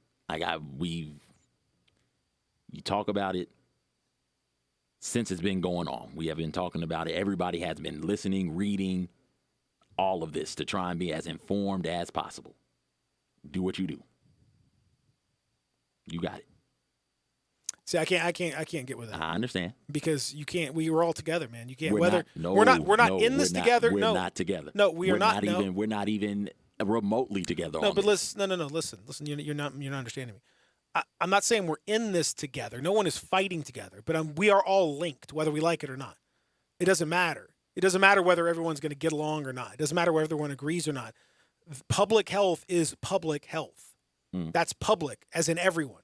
You can't inoculate yourself from publicness. That affects, if we have a bunch of people who are being irresponsible, ultimately that's going to affect everyone, including the people who are being responsible. So I consider it part of my, duty or whatever to continue to try to push for that, because otherwise, if you just give up, you're going to end up hurting yourself. You can't. You can try to say that you're going to be on the sidelines of this thing, and hey, go do you, but that's ultimately going to come back to you, and There's just nothing is. left to do, though. There's nothing left to say. If you don't want to get it, you're not going to get it. You got it. And by get it, you're not talking about getting the disease. You're talking about getting.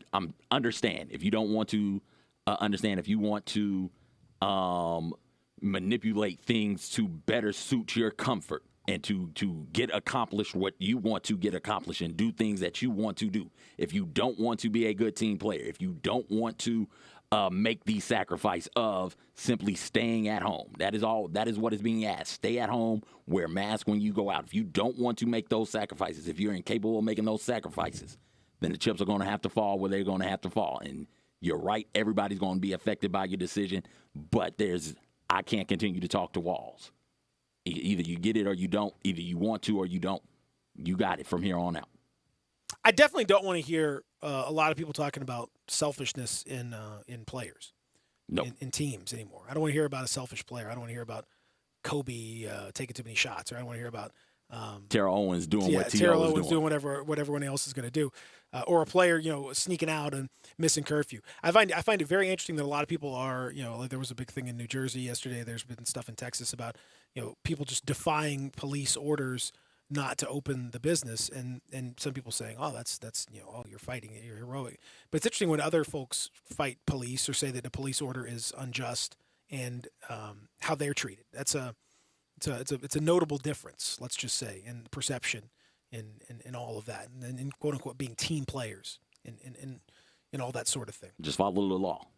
That is what gets said. Follow the law. Mm-hmm. The laws are there for a reason. Yeah, the laws are there you for a reason. You might not like it, but you got to follow it. Except when it inconveniences some folks, then it's then that law can't be. It's absurd. So anyway, I agree. It's maddening. I'm with you, but I can't. I have to. I mean, I have to keep trying, man. Okay, there's no, because it's ultimately going to affect my kids. It's ultimately going to affect their ability to have schools back open and to be safe in those schools when they do open. These public health declarations and all that stuff. That's all. It all affects all of us, man. And I would hope everyone can do it. Would be more responsible, as responsible as they can be. And I think around here, I think we've done a pretty reasonably okay job. There have been some minor things here and there, but by and large, I think we were doing okay. I feel like we're probably moving a little fast in this reopening, but it seems to be people are putting an incredible amount of pressure on folks, even though public sentiment almost every poll that you see, even amongst people who have been furloughed or who have lost their jobs or have had their hours cut, has all pushing towards don't reopen too fast.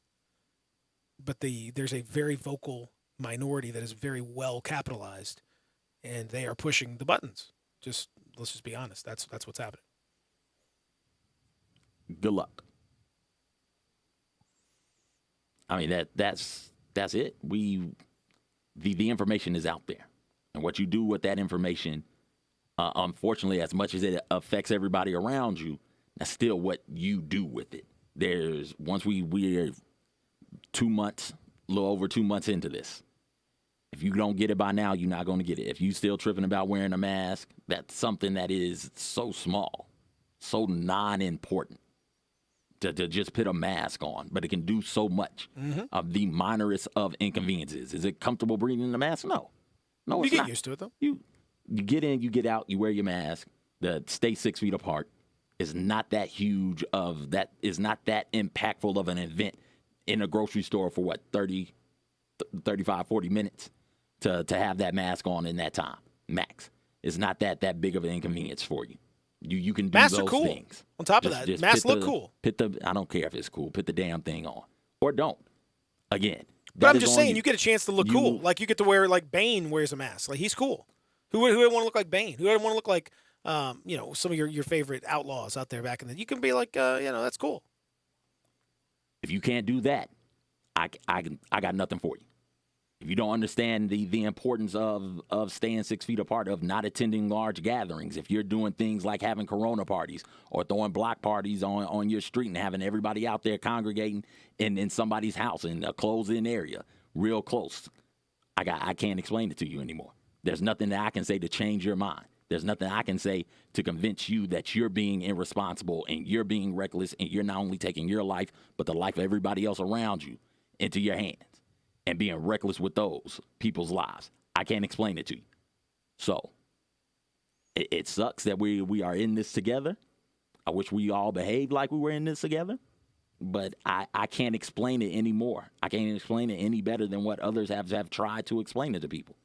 So if you can't handle this minor sacrifice, the minorest of minor sacrifices, this isn't World War II where people are giving their lives out there fighting enemy, people changing the trajectory of history by going into factories, women starting work, children working in factories, people making sacrifices, the aluminum shortage, the metal shortage. No rubber. None of that. We're not talking about those type sacrifices. Rationing food. We're not books. talking about you getting out and marching up and down the street in honor of or to try and change the civil rights trajectory in this nation. We're not talking about you having to be sprayed with hoses or attacked by dogs or none of that. None of that. We're not talking about you putting your life on the line in any sort of meaningful way. All we're asking is that you wear a mask. Don't attend large gatherings. Does it suck not getting a haircut? Yes. But deal with that. Nobody's getting haircuts right now. Deal with that. That's what we're asking you to give up. Haircuts, wearing masks, staying inside, staying 6 feet apart. That's what we're asking you to do. And you act like that is too much of an ask for you. That is an infringement on your civil liberties. Okay. I got nothing else for it. I don't. You are selfish and you are reckless, and that is what you are. I mean, I can't disagree with that. I wish that weren't the case. It's been somewhat, I think sobering is the word. Just kind of, man, was really, really hoping we would do a little better. But I think, like I said, locally, I think things are okay. I mean, in terms of what, based on my expectations, I'm about at par locally. I haven't, but now nationally, we got some major issues. Locally, I mean, I feel like, all in all, not so bad. All right, let's spin. Do you have the Yeah, it's right here. The COVID-19 discussion on there? No, I do not have COVID on here. No. Right, that's good. We'll spin that wheel, and then up next we'll get into whatever the wheel decides. Let's spin it, and then we'll take that break. Okay. Okay. It's very exciting. What's it gonna be? What's it gonna be? What's it gonna be? What's it gonna be? What's it gonna be? What's it gonna be? Big money, no whammies.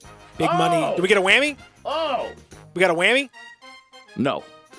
Is it like a whammy? Much better. Okay. Ultimate TV family. You get to build it. Build the ultimate TV family. Yeah, it can be however you want to build your TV family. So you can pick a dad from one show, a mom from another show, get an auntie from a show, get 2 kids. My 2 dads from my 2 dads. You can do that if you would like to. There's a lot of good characters out there to grab. Okay. You're gonna build this ultimate TV family. Okay. Get a maid, get a butler. We've seen those in the TV families. Thinking about Alice and Jeffrey specifically. Benson. So I guess we're doing sitcoms, ultimate TV sitcom families. Yes. Okay. We're going to build that. Up next, we're going to build those families. Sports 56 Mornings, Real Sports Talk, Sports 56, 96.1, 87.7. Check out Dave Woloshin and Brett Norsworthy with Sports Time on Sports 56. Weekdays from 3 to 6 on Sports 56, 96.1 FM and 87.7 FM. Attention doctors, nurses, law enforcement, firefighters, and EMT personnel. Infinity of Memphis wants to show their gratitude for what you've done and for what you do for our community. Right now, you can get your personal vehicle a Mobile Super Synthetic or Mobile One oil and filter change for half price. That's only $32.50 or $49.99 respectively. Infinity of Memphis will also wash your car for free. Visit infinityofmemphis.com now to schedule your service. ID is required. I'm Dr. George Flynn with an update on the skin clinics and COVID-19. We continue to be open for elective medical procedures such as Botox, Scarlet, and Agnes. And we thank you for abiding by our new safety protocols and for your patience with longer than average times for appointments. We're still having reduced appointment times for the safety of our clients and staff. At this time, after consulting with outside medical experts also and following the community guidelines, we believe it best to wait to offer aesthetic services such as brow shaping, waxing, and facials. We look forward to offering these services as soon as possible. The Skin Clinics is currently accepting names for a waiting list that we will use to fill appointment times when we can begin offering these services and these procedures. Call us at 345-7546. That's 345-SKIN to book your medical procedure or to get on the waiting list for aesthetic treatments. Thank you, and we look forward to seeing you soon. There's a new commissary in town in Collierville. Germantown Commissary is doubling. Yeah, they're still going to have the old Germantown Commissary by the tracks, but now there's a huge new Germantown Commissary in Collierville at Poplar and Houston Levee Road. It's huge, too. There's a drive-through. There's plenty of parking, no telephone pole to get in your way, a cool patio. It's right by the track, so the tradition continues. And this is a tradition that's been around forever. That commissary is famous for hickory-smoked, slow-cooked Memphis-style barbecue. They've got a private party room at the new one in Collierville. Self-catering still continues. Party packs for $5.95. Basically, the great ribs, the great pulled shoulder, the great deviled eggs. Everything is there in Collierville and Germantown now. So there is now a Germantown and Collierville style of barbecue. It's called Germantown Commissary. Looking for a high-efficiency planting solution? The Case IH 2150 Early Riser Planter combines the industry's most accurate planter technologies with a rugged row unit for a fast and uniform emergence. The Case IH 2150 Early Riser operates at your speed and adapts to unique field conditions so that you can maximize your yield potential. Stop in or call Mid-South Ag Equipment at 662-890-3141 to learn more. That's Mid-South Ag, your Case IH Equipment headquarters. Commitment, dedication, perseverance. At FedEx, our people are our strength. Even during these unprecedented times, we are delivering medical supplies, test kits, and the things you need every day. Helping the world move forward together. Strength, what we deliver by delivering. FedEx. Welcome back to Sports 56 Mornings with Peter Edmiston and C.J. Hurt. Here once again are Peter and C.J. Saturday in the park, I think it was the 4th of July. All right, sitcom, all-time ultimate sitcom family. Your all-star team. CJ. Yo. What you got? Man, this is tough. I know. Zach, what you got? Let me get Uncle Phil. Oh, so Zach's jumping in. Okay. Let me get Uncle Phil. Is Uncle Phil the dad or the uncle? He's do it matter? Which is it do. Is he the father figure or is he just an uncle? Is he just an uncle? Yeah, I mean, like you have some shows that have just an uncle that is like part of the, the setup. I guess he's the father figure. Okay. I really didn't get into like the whole family dynamics of it. I'll just a positionless fammy. I Yeah. like it. I like it. Switchable. Okay. You got to be switchable these days. Offense is fast, moving fast these days. So yes, I agree. Let me get Claire Huxtable. Okay. Okay. All right. Go ahead and get her. With the kids. She's off the board. With the kids, I want Denise. I want Olivia. You taking the Cosby's basically? No. Is that what's happening? You taking the Huxtable thing? I'm not. Let me have Steve Urkel. Okay. As an annoying neighbor? Yeah. Okay. And I think that's about it. Because I think we can make a lot of magic with those five. Uncle Phil, Claire Huxtable, Denise, and Urkel. Urkel and Olivia. Oh, that's right. Okay. Yeah. Okay. I think you can make some magic with them. Mm-hmm. CJ? Give me Pops from the Wayans Bros. Okay. He'll be the grandfather who makes appearances from time to time. All right. Speaking of people making appearances from time to time, I'll take Aunt Jackie from Roseanne. Take her. Okay. Bring her through. And Roger from Sister. Those would be the neighbors. Go home, Roger. Is like, such a great line. The father would be Michael Kyle from My Wife and Kids. Give me dark skin Aunt Viv from Fresh Prince of Bel-Air as the mom figure. Then I'll take as the kids. She's the original, right? Yeah, she's the original one. Yes. I'll take Theo Huxtable. I'll take Thelma Evans from Good Times, and I'll take Wednesday Addams from the Addams Family. That would be. I feel like we could get into some shenanigans. We can make some stuff pop. Because right now, especially nowadays, in the shows that I watch, there's always that one child that makes you uncomfortable, and it's usually the youngest one. Makes you uncomfortable because they're kind of scary. And I think Wednesday Addams would be perfect in that role. Thinking about Blackish with what they do with the Diane character, how she's super smart and everybody's kind of a little bit afraid of her. I think Wednesday Addams could be that for this family right here. It would be great. And the shenanigans that Michael Kyle and Pops from the Wayans Bros with Theo Huxtable, the shenanigans they could get into, that would be outstanding. I love that. I like it. I think there's a lot of opportunity for shenaniganation, if that's a word, and I don't think it is. And I feel like Thelma Evans is the smart, reasonable Aunt Viv, another one of those smart, reasonable characters. You got to have balance everything out. Yeah, you got to have some stability into the mix. There's no question. You got to have somebody bring in the everyone into the equation. Okay, so I think in terms of we'll start with like the extended family, grandfather type folks. We're gonna have George Costanza's parents, Seinfeld, Frank and his wife, Jerry Stiller, R.I.P. I mean, amazing, just bringing incredible energy to the scene every time they pop in. You're talking huge bump right out of the gate. We're also going to bring in, I don't know what I would do with her exactly, but we're going to bring in Estelle Getty, Rose. I mean, not Rose.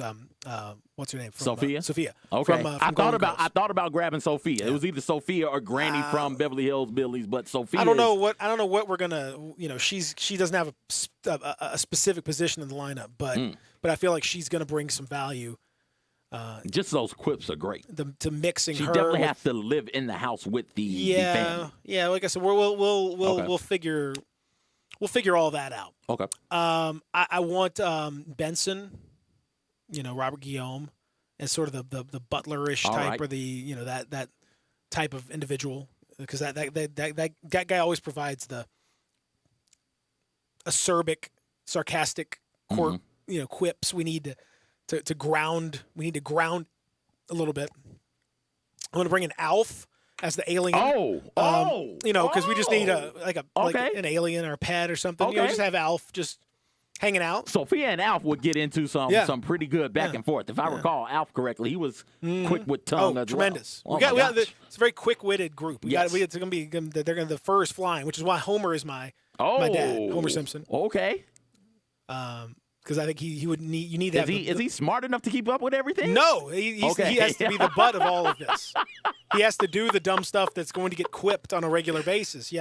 Everyone's got to have their positions. So, would Sophia be Homer's mom, or would Sophia be the wife's mom? Like I said, this is TBD. Okay. At this point, we're still getting the roles together exactly. But I think that's kind of we're going with and I forget her name, but Meredith Baxter Burney on Family Ties, her as the mom. Okay. Just a good solid meat and potatoes mom who, like I said, I'm really getting a lot of playing time out of my extended family here. So I need my group here to just kind of keep it together. Like the same thing with the kids. I'm not looking for. I'm gonna throw in a Lisa Simpson because I think I need some smarts in the group. Okay. She and Meredith Baxter Burney are going to carry a lot of the smarts in the group. We don't. I don't think we need a lot of bad boy types per se. I am probably going to go with a Michelle Tanner for cuteness. Okay. You got a family of all girls. We got a lot of girls in the family. From the kid standpoint, yeah, it's from an all-girl family. From the kid standpoint, we do. And then, but we are going to go with. I've been kind of mentally going back and forth about who would be the like boy side of it, and because I do think you do that little bit of a boy energy situation or a male kind of energy, and it's tough, but I think I'm going to go with Rerun. Oh, okay. We're going to throw him in there, see what happens.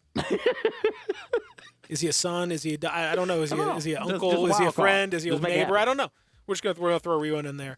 And I think if we do that, I think we're good. I think it's a solid group. Add Fran.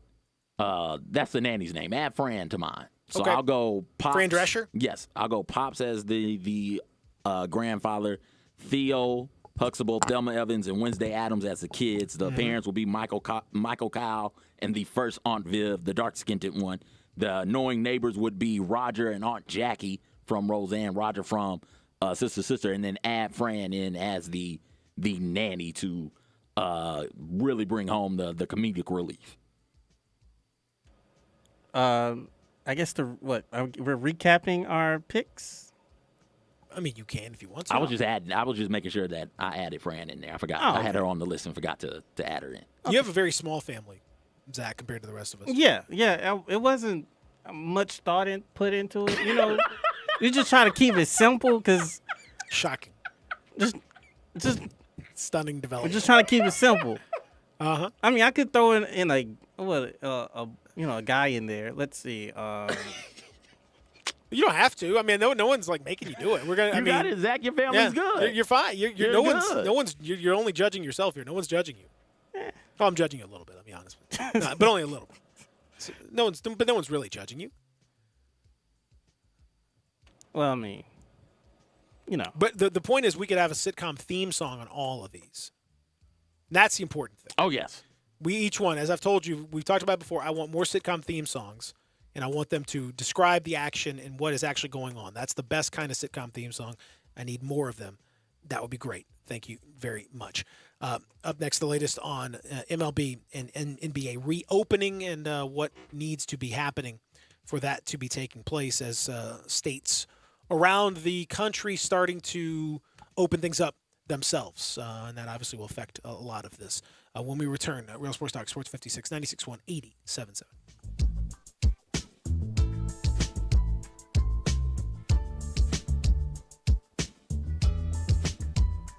The folks at Homer Skelton Hyundai want to say thank you. Thank you, Memphis, for another spectacular year. They set records, but I can understand why. You think about the product. Where else do you get a 10-year, 100,000-mile limited powertrain warranty? That's what you get on every new car at Homer Skelton Hyundai. Oh, and thank you again for the 11th straight year, the #1 certified pre-owned car dealership in all of Memphis. It starts with that product, but then it goes to the shopper assurance. Where else do you go where you get transparent pricing, flexible test drive, take the car for a couple of days if you want, streamlined buying process? You're not going to be there all day, in and out. And then, and I have not seen this anywhere else, the 3-day worry-free exchange. You buy a new car, if you've got any buyer's remorse, you've got 3 days to change your mind. Just get on Lamar, take it into Mississippi, the first exit's Craft Road, turn left, and go see Chris True and all the gang at Homer Skelton Hyundai. Commitment, dedication, perseverance. At FedEx, our people are our strength. Even during these unprecedented times, we are delivering medical supplies, test kits, and the things you need every day. Helping the world move forward together. Strength, what we deliver by delivering. FedEx. Ace is the place with the helpful hardware, folks. We know staying in is a little easier when you can grill out. That's why Ace will help you get a great grill for your family from the best brands like Big Green Egg, Traeger, and Weber. And with your local Ace right in your neighborhood, we'll assemble and deliver your grill for free. Then, to make it even easier, we'll include free fuel to help you get grilling. The brands you love and the service you trust, only at Ace. Offer valid for Ace Rewards members through May 31st on grills and accessories $3.99 and up. Propane tank not included. See participating stores for scheduling or exclusions. Hi, this is Rob Brown. Join Pete Cordelli and me Saturdays 8 to 9 a.m. for Sidelines here on Sports 56 WHBQ, 87.7 FM, and 96.1. We'll cover the Memphis Tigers, the SEC, and your favorite team. Give us a call. That's Sidelines, Saturday mornings 8 to 9 a.m. Sidelines is presented by Duncan Williams Asset Management. So get up and give us a call.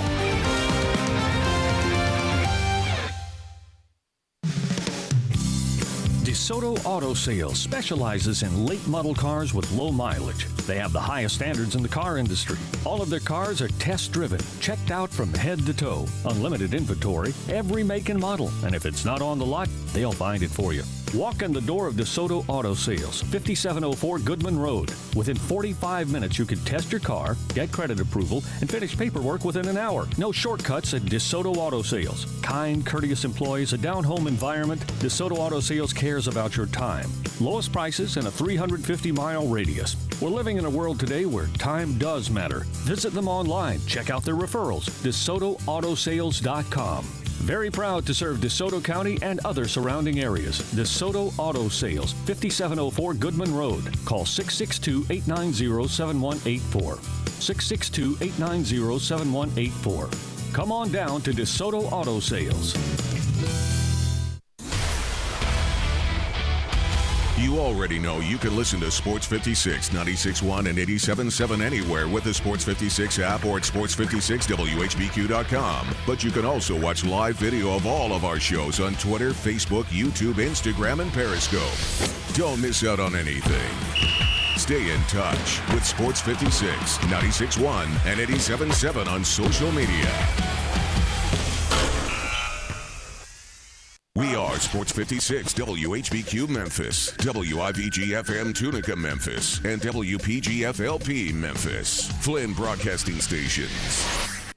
Welcome back to Sports 56 Mornings with Peter Edmiston and CJ Hurt. This hour is brought to you by Acura of Memphis. Here once again are Peter and CJ. Sunday, but I got so damn depressed that I set my sights on Monday. One of the great bands that was in our battles yesterday, America. Did we declare a winner yesterday? I think you declared one and I declared one. My winner was Destiny's Child, because if you're a child of Destiny, like you've got to be able to run through this and win. The team of Destiny always wins. No. When was the last time the team of Destiny lost? There's lots of teams that we thought were the team of Destiny. Yeah, well, they weren't the real team of Destiny. But the Destiny's real Child team of is Destiny not, always wins. But Destiny's Child, it may not necessarily, it depends on your interpretation of it. You know, that may be someone who thinks they're Destiny's Child, but they may not actually be Destiny's Child. I may call myself Destiny's Child. That doesn't mean I'm actually Destiny's Child. I can think of myself as that. So you're saying it's sort of a false prophecy right, type exactly. situation. Yeah, exactly. So you're saying that I may think of myself as like Michelle or Beyonce, but really I am more of a LaToya Luckett type member of Destiny's Child. Correct. That's right. You know, some of us are, you know, you got to have, for every Michael, there's, 100 Tito's. And, that's just kind of how it goes. So maybe you can deceive yourself into thinking you're Destiny's Child, but maybe you're not. I just know that War, for example, is pretty strong, like undefeated. That War is definitely Anthrax. You don't have to think about whether that's true or Anthrax is just Anthrax. It's bad. But again, like depending on who you're up against, if you're Anthrax, like sure you might get the Police, but can you really handle Earth, Wind, and Fire? That's another one that is it's for sure matchup. Very matchup dependent. For sure matchup based. Europe, Asia. Again, these are tough.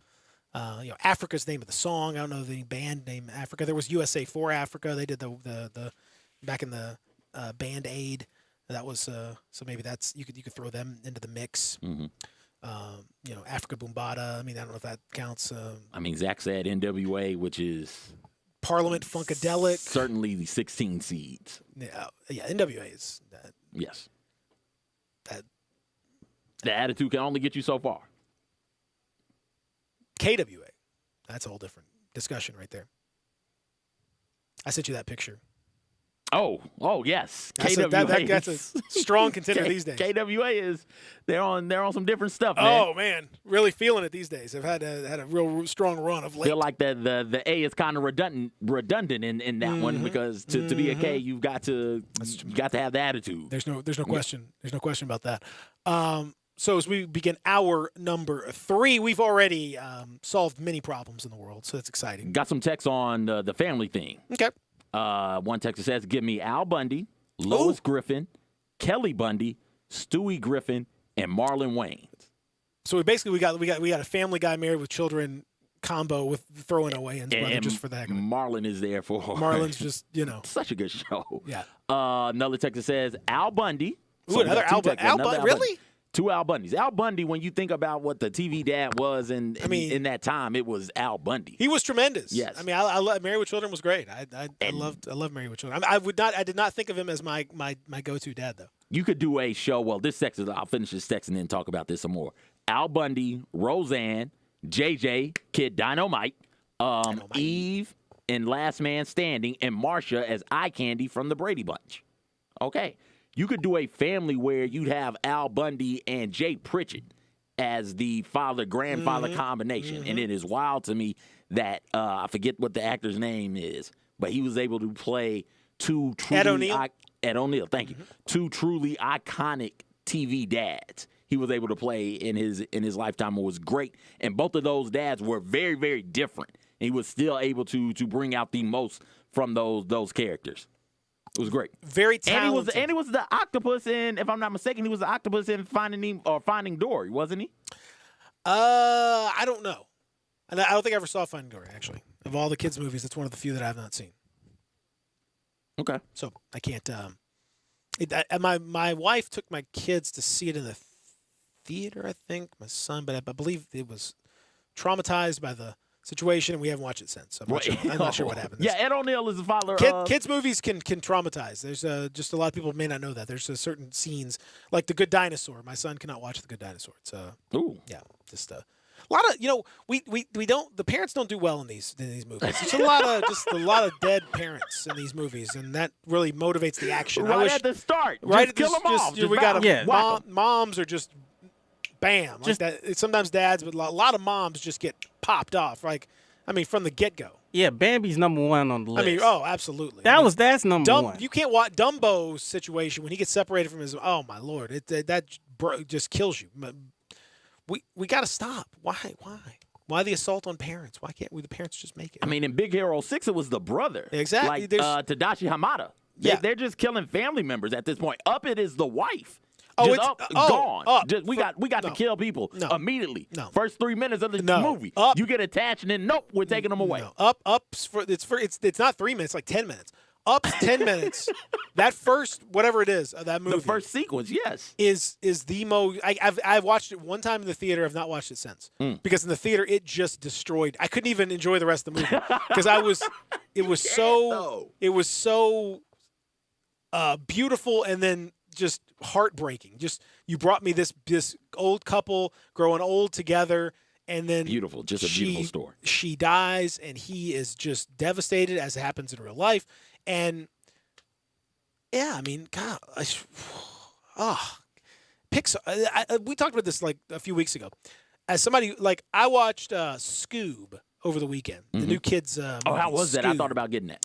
It was great because it was very, very pointless, which was wonderful. Okay. All it was just very silly nonsense, and it was it had a little bit of a friendship message and all this stuff. But we're not talking about super duper heavy.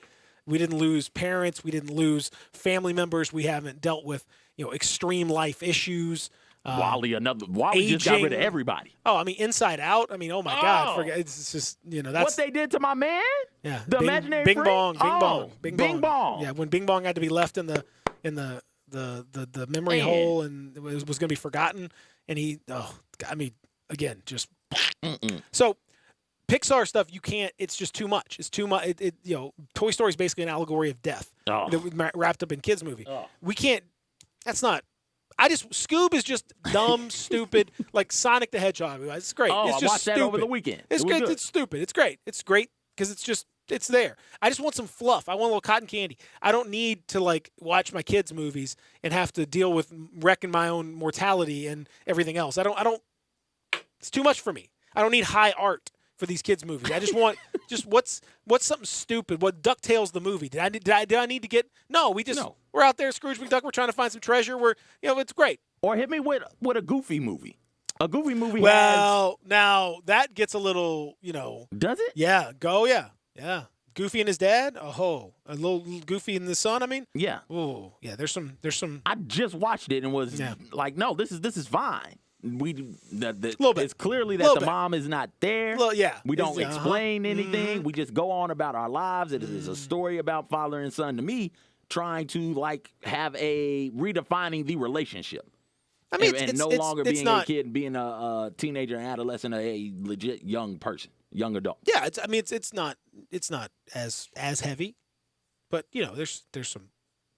As you mentioned, there's the overtone of what happened to the mom here. Why are we, that kind of I just want Sonic the Hedgehog. He's a hedgehog. He's got magical powers. He's running around. Got these coins. Bing bang. Getting his money. Jim Carrey is just eating scenery, just eating it up, overacting as only he can. It's great. Perfect. There's no long-term ramifications of that. Even Boss Baby. The movie Boss Baby, which is, really surprisingly good. But you got like Boss Baby didn't hit you?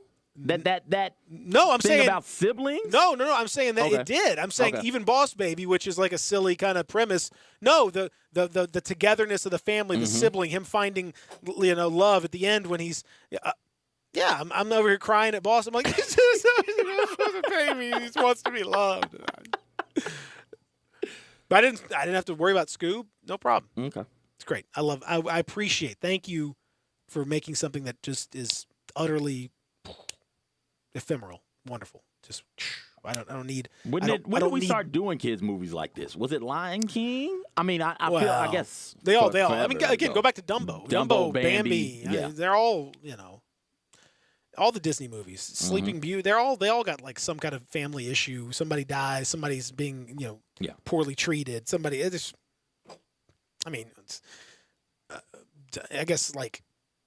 I'm trying to think. Little Mermaid. They all got something. They all got Great Mouse Detective. I mean, geez, Louise, you're gonna the Rescuers and the Rescuers Down Under. Yeah, Rescuers, and even if you go away from that, like the into the Bluth movies, non-Disney, but the American Tail, Somewhere Out There. I just did a little. Fievel Goes West. Fievel Goes West. Oh man, yes. Like I said, I like just a nice DuckTales. Woo! They're looking for adventure and treasure and stuff. It's great. Okay, that's all I need. I don't need anything else from that. Turtles, wonderful. Teenage Mutant Ninja Turtles. We're fighting crime. We're turtles. We got.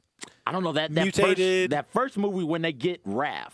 Is it the first one or the second? They get Raph both movies actually. Ninja Turtles: Secret of the Ooze. They get them also, but both of those parts are rough because there's no Raph.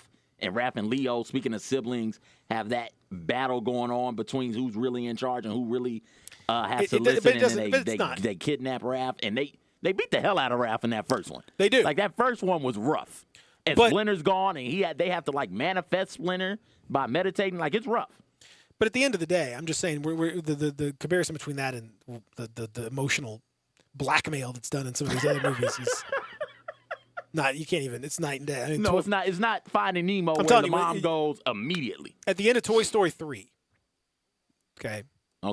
When Andy is grown and has gone off to college, and he takes his little box of toys with our Toy Story characters, and he gives it to Bonnie, and he plays with her for a little while with his toys before he leaves to go off to college.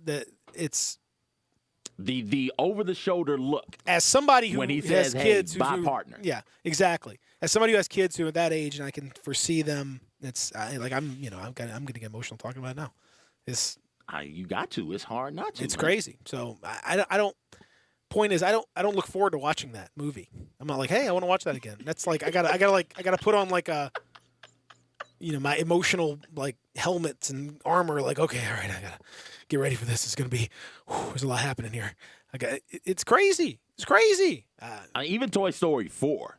Yes, all the Toy Stories. That one ends. Mm-hmm. And I'm sitting and my wife is looking at me. Are you okay? Do you need anything? What is happening to you right now? It's like, no, you don't understand. They've been together since what?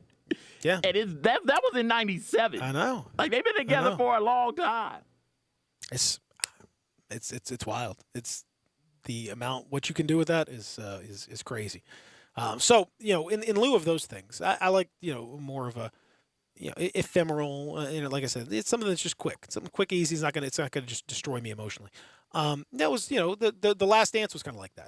There was not necessarily a ton of depth to it, but it was very enjoyable for the time. Now, yesterday, did you see LeBron James talking about his reaction to it? He had a video that he did on his YouTube channel, and LeBron looks like he looks almost as old as Michael Jordan. First of all, LeBron's beard and do-rag combination make him look like the old guy hanging out like at the shop or something, like at the someplace like sitting outside of the corner store talking with the other old guys with the brown paper bags. Yeah. Right. What's happening, Playboy? Right.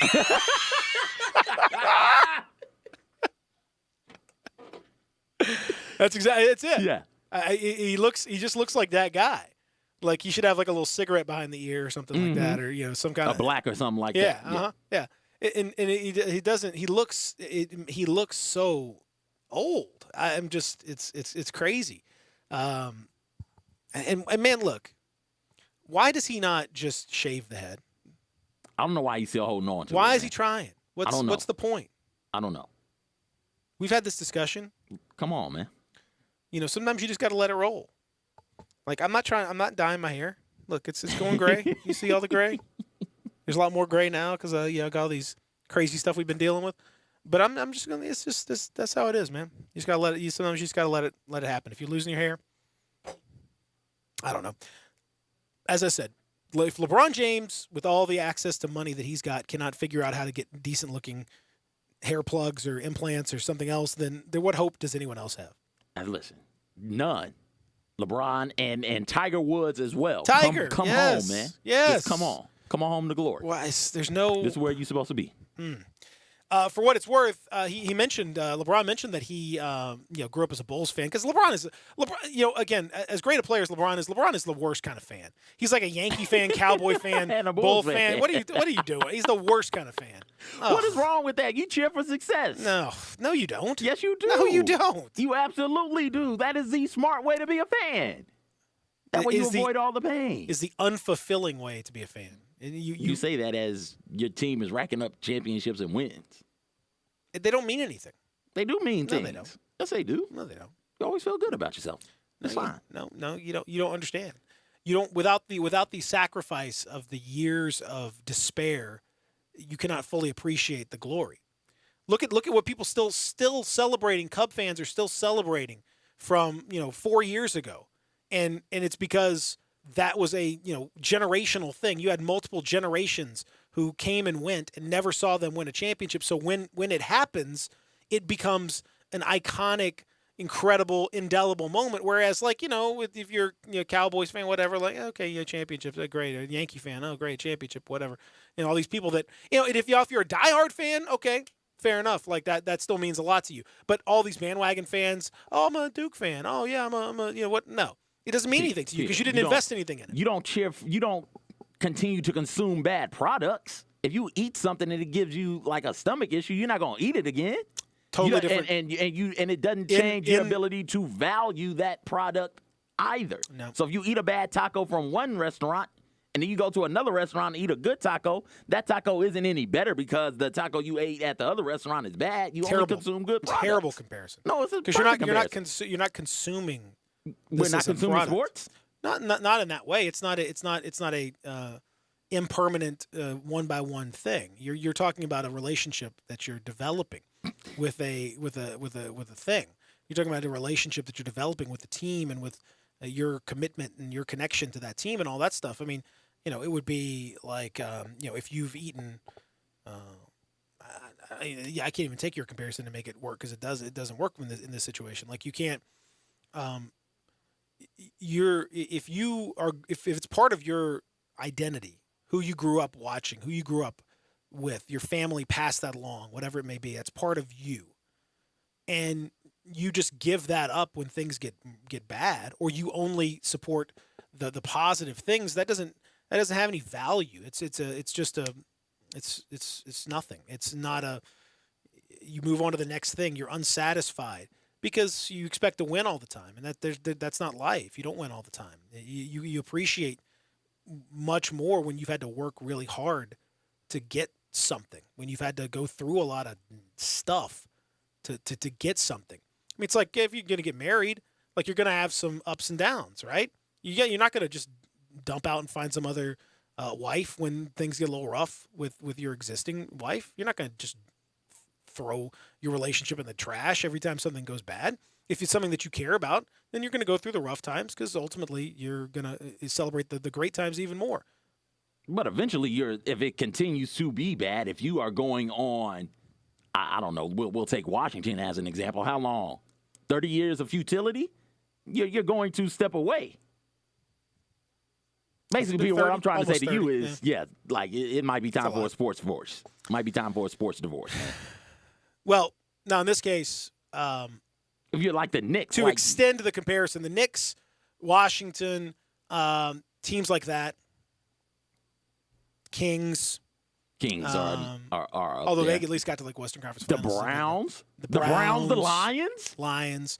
I think fans are within their sports rights to get a sports divorce. Yes, I think the sports divorce is a thing. I think that is a real thing, and I think you can, as a fan, get in a toxic sports relationship where it's abusive and you are putting too much into it and not getting anything out of it. I think your team does owe you a certain amount of competency. That's not a word, but okay. Competency isn't a word? Competence is a word. Competency is a word, isn't it? I don't believe so. Oh, okay. Well, it is now. Competency. Maybe it is. I don't know. It's fine. I know what you mean. So no big deal. They owe you a certain. It's not even. I don't even care so much about the competence as I care about like the effort. Like, are you trying to get? Are you taking reasonable steps to get better? Like what happened at the end of Last Dance when you have Reinsdorf essentially saying, we're just going to shut down this team that could continue to win just because I don't want to pay XYZ, even though I could. That technically that's his right, but then I think it's also your right as a fan to be like, okay, you know what? We've had a great run, and now you're going to divorce us. So I'm fine. You want to leave me? No, I'm leaving you first. That I think you would have been well within. I think there's definitely times when it's well within your rights to do that. I would say this though. Within the course of that relationship, if you continue to, if there is some level of movement, if there's some level of hope, if you have changes in ownership, if you have changes in the front office, if you have things, just like in a relationship, if someone's going to therapy, if someone's trying to work on these issues, then I think you can still make it work. There's still hope. But if it's a team like the Knicks where they're not going to therapy, they're doing the same stuff, there's no change, right? Then I think you at some point you probably do have to just wash your hands, which is so sad. I mean, it's just incredibly sad. My soccer team is very much like that, where it's just the current owner. There's no hope. There's no possibility. It's an impossible situation. So, yeah. I mean, Clippers fans immediately come to mind also. Doc Rivers had an interesting story about Donald Sterling not wanting to sign J.J. Redick because he didn't want to sign a white player. And so, like, that is I can understand not being a fan of them in the Sterling era, but then looking around and seeing Steve Ballmer come through and like, oh, okay, I can cheer for this team now. This guy's going to actually try. He's not stupid. Like, I can cheer for this. Well, he's not a racist, A. B, he's not an idiot. And C, he has lots of money. So all those things combined, it's it is nice. There's no cure for bad ownership. At all. There's none whatsoever. Every other thing in sports can be fixed. You got a bad coach, you can replace the coach. You got a bad general manager, you can replace general manager. You got bad front office, you can replace front office. You got bad players, ultimately you can replace them. Maybe it takes a while to replace them, but you can do it. If you have bad ownership, you are screwed. You have no chance. Can you have a change of heart? What do you mean? What do you mean? Like if you said you can't the team cannot succeed with a bad owner. Mm-hmm. But can you have a change of heart with that bad so-called bad owner? Can that owner have a change of heart? Yeah, I suppose. But how often does that happen? I can't think of an instance. With Donald Sterling, was there one day when he was like, you know what? Maybe I shouldn't treat my players like meat. And maybe I shouldn't objectify my players. And maybe I should treat black people better. And maybe I should admit to all the housing violations and everything else that I've done. And maybe I should start spending more money on my team. And you know what? I've been very cheap, and I've taken advantage of this market. And maybe I shouldn't do that. If there had been some evidence that some owner has done that, if James Dolan is like, boy, I've just been a real idiot, and I've really screwed this thing up big time. And man, have I made a bunch of bad decisions. And I'm sorry about that, guys. And let me work towards change. Let me not just apologize, but let me give you a plan of action, how I can help to make this better. Daniel Snyder, if he had something like that, that'd be great. I see no evidence. When can you give me an example of any time a truly bad owner has become good? I can't think of any time. I cannot think of it. Most of the time, bad owners just dig in on their badness. They either die or sell the team. That went dark so fast. Well, guess what? Guess what? I got news for you. Was Donald Sterling going to sell the team absent, this massive event that completely shocked the system and forced all the other owners to Donald Sterling was a complete garbage owner and a garbage human being for a long time prior to the tapes of him and V. Stiviano and saying what he said about black people and all that. Long before that came out, he had all kinds of housing discrimination that had been proven. He had also millions of dollars of stuff that he had bilked minority customers out of. And did the NBA owners do anything about it? No, because no one knew about it. Because it was pretty quiet and no one was making a big deal of it. So they said, you know what? We're going to keep you in the club, whatever. He wasn't forced to do anything. So the only time owners are forced to do anything is when they die or when something major happens. And typically it's when they die and somebody else comes along and owns the team. Peter, I will have you be a little bit more lenient on the two-time NAACP Man of the Year award recipient, Donald Sterling. All right? Don't be talking about my two-time NAACP 1, 2, Man boom. of the Year, Donald Sterling. Oh, I mean, Lifetime Achievement Award winner. Lifetime Achievement Award winner from the NAACP. Yes. You put some respect on his name. By his name, I mean two-time NAACP Lifetime Achievement Award recipient. And as we all know, the Mount Rushmore, you have Frederick Douglass. Of course, you have, Malcolm X, you have Martin Luther King Jr., and you have Donald Sterling. Right up there. That's the Mount Rushmore those are the four. Black achievements and blackness. He's on the end or he's right in the middle? Like, where? Oh, we could debate that. That's a great debate. Who's better? Who's more important for black people, Malcolm X or Donald Sterling? I'm just saying. Hard to say. How many Lifetime Achievement Awards did Malcolm X get from the NAACP? How many? Not one. Donald Sterling got 2 of them. I know. He got 2. That has to matter. I mean, that's big. Man. That's huge. Here's a great point. Boy, what were we thinking? We.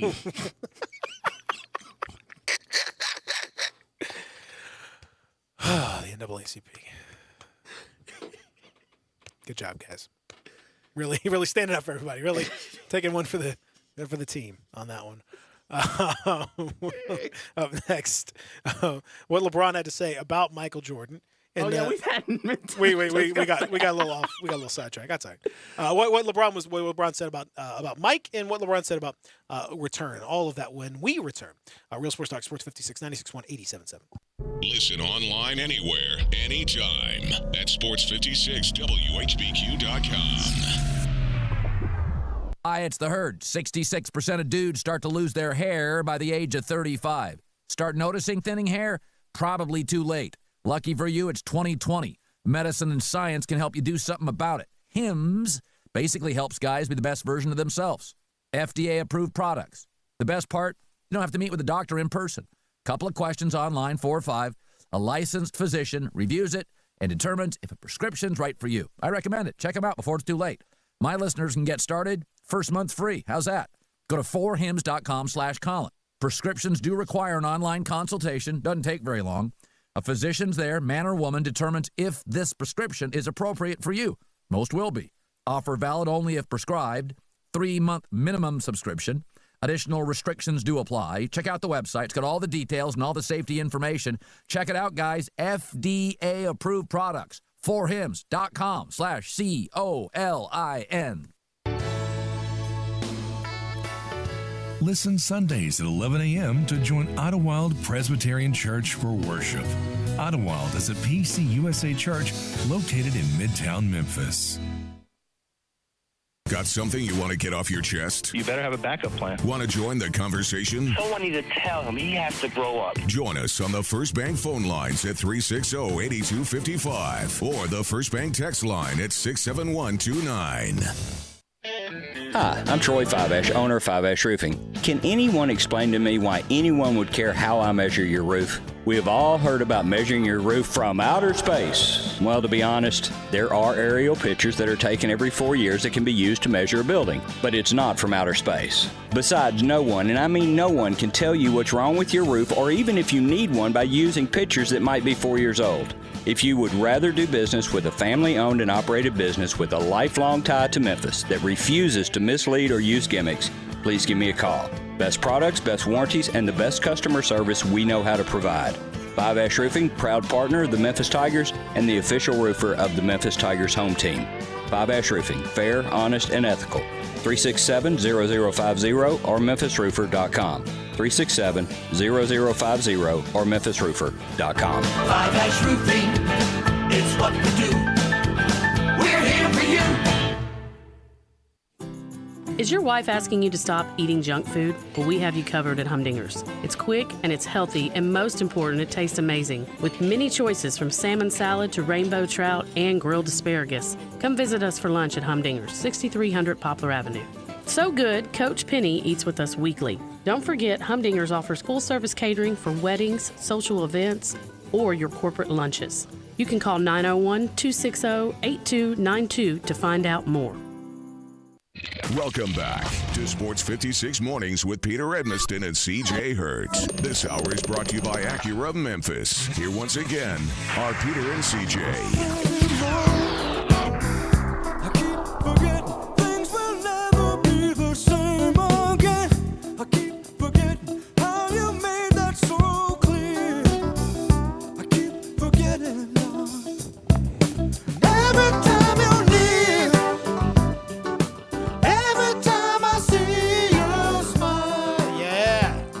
Got a couple texts to get to, Peter. Michael McDonald, ladies and gentlemen. Love Michael McDonald. Yes. On the Ultimate Family. Yes. Building the ultimate sitcom family. Dad equals Carol O'Connor, Archie Bunker. Archie Bunker. Mom is Roseanne Barr, Roseanne Connor. Roseanne's mom is the going to be Irene Ryan, the granny from Beverly Hillbillies. The son is going to be Jimmy Walker, JJ. JJ, more love for JJ. Daughter is going to be Christina Applegate. That's Kelly from Married with Kelly Children. Bundy. Yeah. Annoying neighbor Ken Osmond. Eddie Haskell from Leave It to Beaver. You just passed, yeah.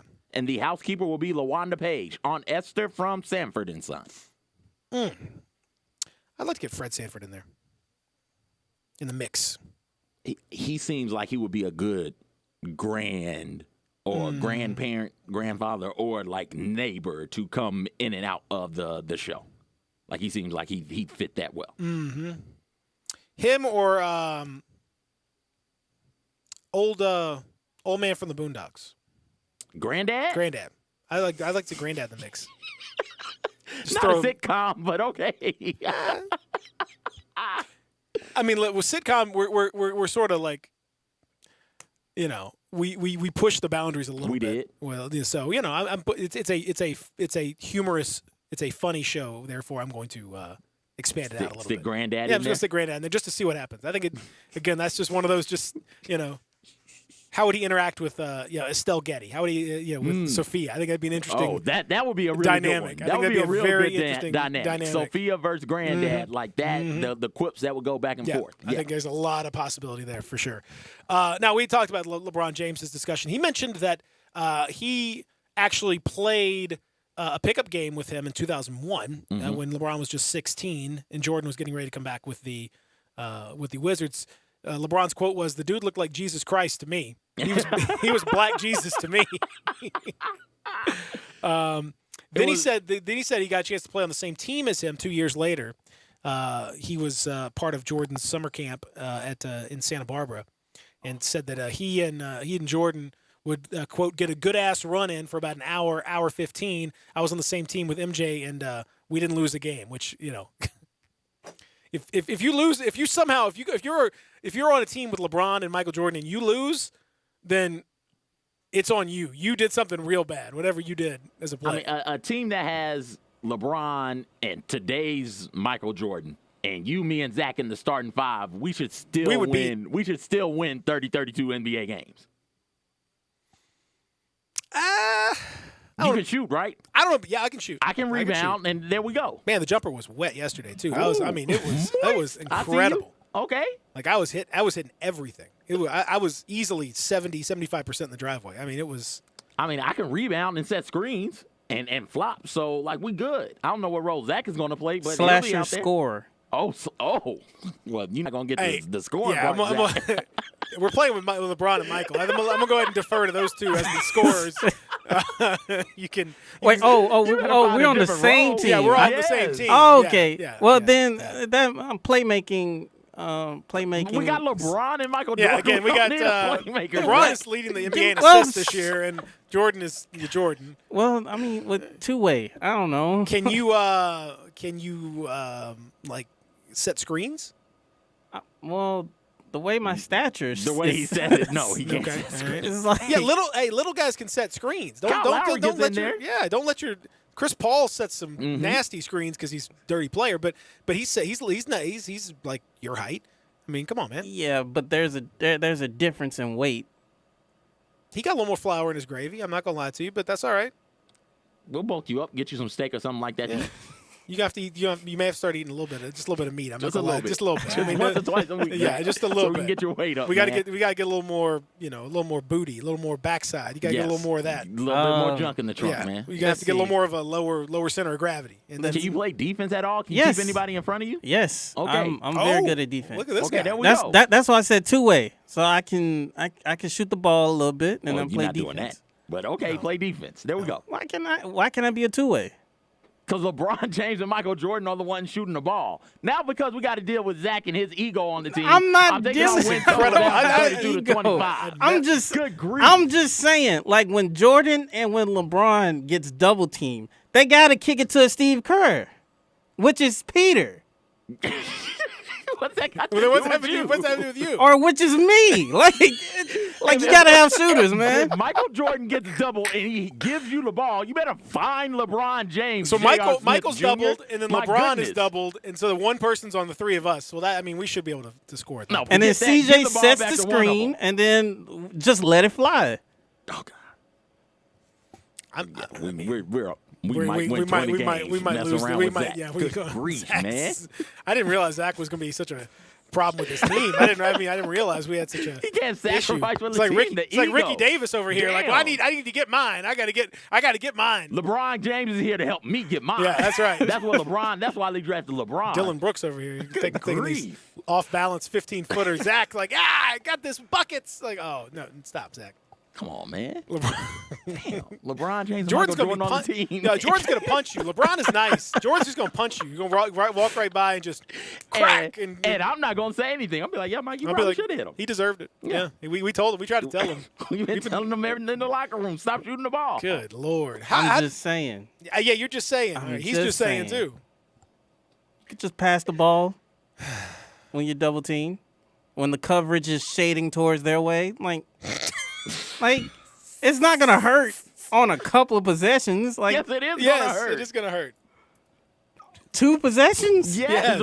They need all the shots they can get to carry us, man. Mm-hmm. What are you doing? Not gonna be If out I here get taking fadeaways, shooting floaters. Here's the question for real though.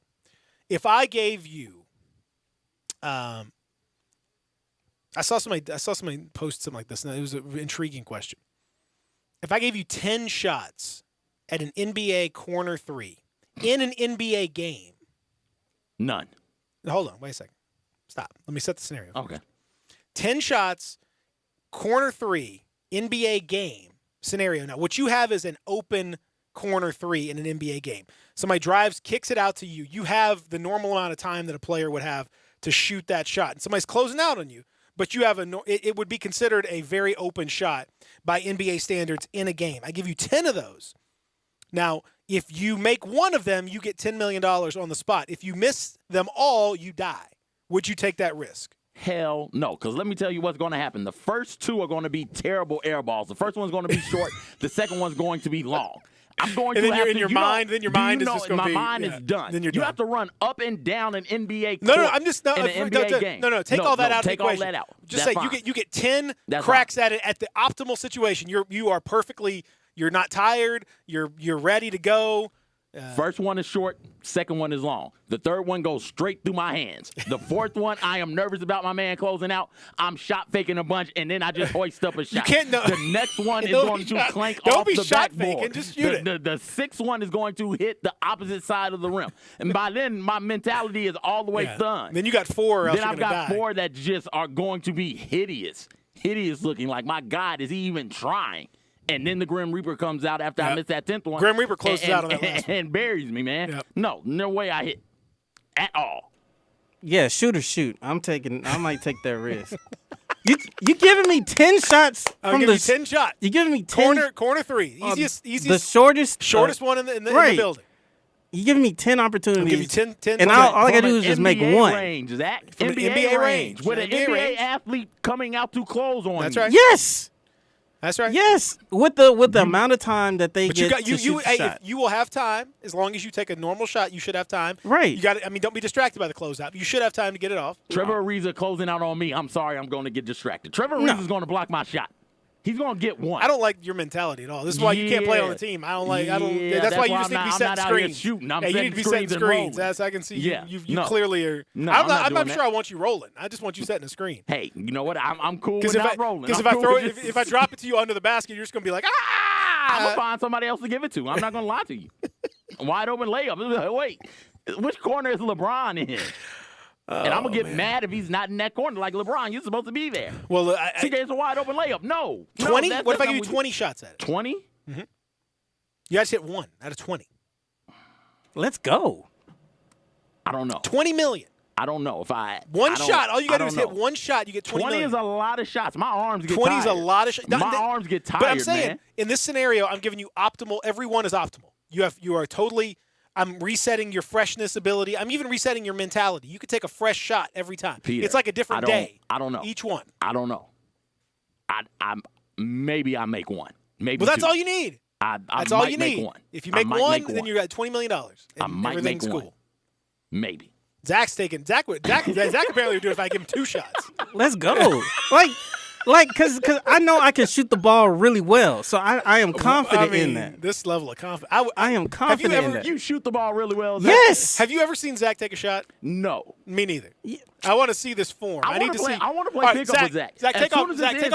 I want to play pickup with Zach. Let me see the form. I want to see the form of this pure shot that you're willing to risk. It's going to be weird because I don't have a basketball in my hand. Come on, just let me see.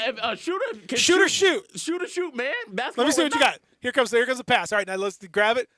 That's not bad. That's okay. There was no follow through hole there. No, it was a quick follow through. That is going to clank out. Yeah, it was a little bit. Peter, pass me the ball again. Here you go. I mean, his follow through stops here. He doesn't have his left hand is not helpful either. It's a high release. There. Yeah. It's a sort of a high release. I like the high release. I like that in general. I like the high release. We got a lot of arc on that shot. Or are we going more of a flat? What are we looking at here? Yeah, we're gonna put a little bit of arc on it. Okay, we got a little more. Not a moon ball. Because we got to get it there. Well, we certainly got to get it there. I can't wait for this corona pandemic to end so I can play pickup with Zach and see what type of shooter this dude is. I need to see the real deal. As soon as it ends, Zach, invite me wherever you play pickup at. I want in on this. I'm here for this. Okay. We could do it up the street at the precinct. At the precinct? You want to play out? Hey, it's players out there at the precinct. Well, I mean, is that what you trying to play? Oh no, I'm not trying to play with them or against them. Well, that's what I'm saying. Why want to play a pickup game? How are you? What are you trying to do if you're not trying to play with them or against them? What is it that you're trying to do? Those are really the only two options. No, I'm practicing. That's the thing. I'm practicing through within the elements. No. Being outside. And this man is going to take shots away from Jordan and LeBron. I think not. No, sir. And he doesn't want any of the precinct. He doesn't want anybody. No. I don't want all of that with that kind of shooting ability. I don't want that smoke at the precinct. You don't want the smoke of the precinct, but you want LeBron and you want Trevor NBA Ariza players running out there, and he's going to shoot. Yes. Let me tell you something. Alex Caruso would destroy you. Put you in the dirt. You'd be done. And that's Caruso. And that's Caruso would crush you. He's going to shoot over Lonzo Ball. Like, come on, man. God forbid we got to play Patrick Beverly. Muggsy Bogues the is going to Clippers. put you in the ground. My goodness. What is going to happen when... Oh, Pat Beverly. Oh, forget about it. Or a switch happens and it's Paul George or Kawhi Leonard on Zach. Zach, if you shoot the damn basketball with Paul George or Kawhi Leonard on you, you're done. We're going to pitch you off the team, man. But when you hear the net swishes, then y'all not going to say anything, so...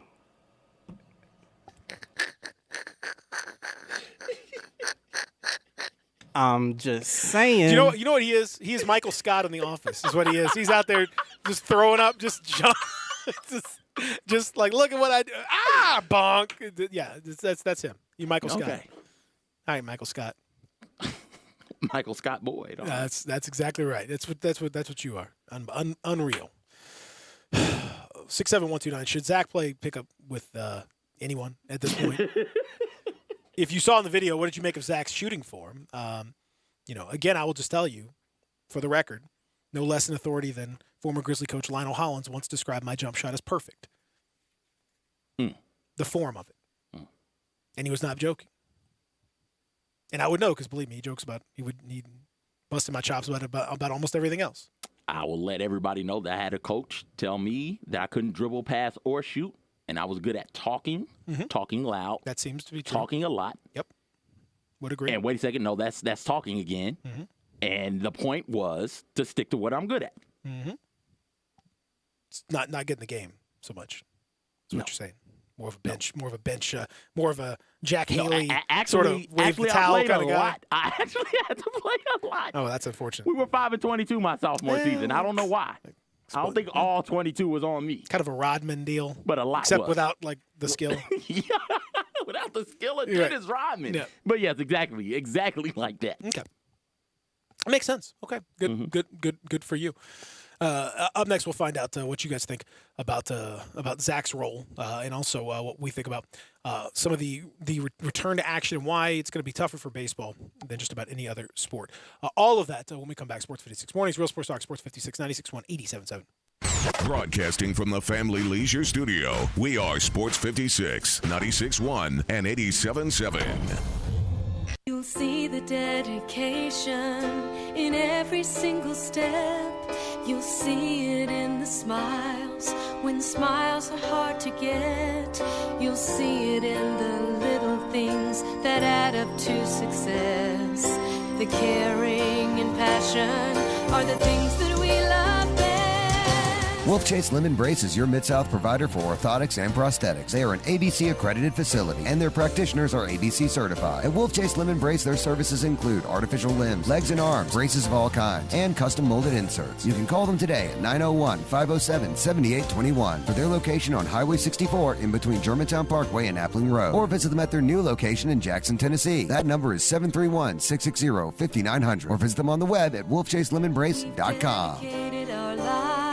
To yours, Wolf Chase Lim and Brace. This is the sound of Jeff's first ever low and slow Applewood smoked pork shoulder. And this... Yes. Yes. ...is the sound he made when it fell right off the bone. Yeah, you okay there, Jeff? Oh, it's beautiful. Backyard grilling leaves the best marks. Kingsford. For recipes and inspiration, visit kingsford.com. If you could hear a DQ treat, what would it sound like? A Blizzard treat sounds like family board game night. A Sunday sounds like an indoor movie marathon. And a Fudge and Crunch cake sounds like a birthday wish come true. Ah, the sweet sound of treats. Use takeout or visit the DQ drive-thru for all your favorites. Thank you for making us part of your together. Attention doctors, nurses, law enforcement, firefighters, and EMT personnel. Infinity of Memphis wants to show their gratitude for what you've done and for what you do for our community. Right now, you can get your personal vehicle a Mobile Super Synthetic or Mobile One oil and filter change for half price. That's only $32.50 or $49.99 respectively. Infinity of Memphis will also wash your car for free. Visit infinityofmemphis.com now to schedule your service. ID is required. Blood and plasma donations are more important than ever. People all around the world still depend on the medicine your plasma helps make. That's why Interstate Blood Bank and Plasma Biological Services are open and will remain open for our donors. The United States government has declared blood and plasma donation as a critical infrastructure industry. That means healthy donors are allowed to travel to and from donation centers regardless of any stay-at-home mandates in your area. We need you to keep donating so that we can continue to manufacture these life-saving medicines. We understand that you may be concerned about COVID-19. The health and safety of our donors and our employees remain a top priority. To limit the spread of the virus, we're taking additional measures to ensure our centers are safe and clean. Donating now is more important than ever, but please do not come to the center to donate if you are not feeling well or have a sore throat, fever, cough, or shortness of breath. We are doing our part so that you can do yours. Come donate today at one of our IBBI or PBS locations across the Memphis area. Welcome back to Sports 56 Mornings with Peter Edmiston and CJ Hurts. This hour is brought to you by Acura of Memphis. Here once again are Peter and CJ. Got a call from the north and we used to be real close. Said he could. Texter says, Similac Zach can do anything for money except eat meat. Not everything. He said anything. Well, not anything. I would do anything for money, but I won't do eat meat. Or that. Or that. Or that thing. Or that over there. Another texter says 8-foot rims. You might win if 8-foot rims. Don't disrespect me. 8-foot rims. Do you know what NBA competition? No. Do you know what Michael Jordan would do to an 8-foot rim? I mean, what LeBron would do to an 8-foot rim? Oh, we have them on the team. Oh yeah, we'd be straight. I mean, it would be incredible. Mm-hmm. I think. Hell, I'd shoot the ball on an 8-foot rim. Having watched, I think the comfort level. I think that our team, me, you, and Zach, if it's just the three of us, I think we could not beat maybe 8-year-olds. I think it's the highest we could go. I think 9-year-olds would beat us. I think 3 9-year-olds would beat us. No. Yeah, I think so. I think 3 decent playing 9-year-olds would beat us. No, I'm not. I'm not. Certainly, I'm not going when you get down to double digits, I think they would. I am not going down in that ship. There is no way I'm losing. Have to you a watched bunch these kids play? 9-year-olds? Mm-hmm. They can play.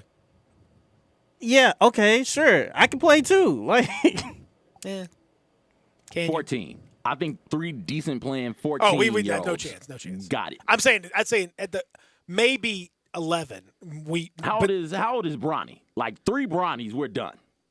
1 Bronny, we're done. Bronny is 18. Bronny is not 18. Bronny's like 15. Oh, shoot. Gosh, these kids are growing up fast. Not that fast. You're trying to make them grow up. Ronnie's like 32. What? No.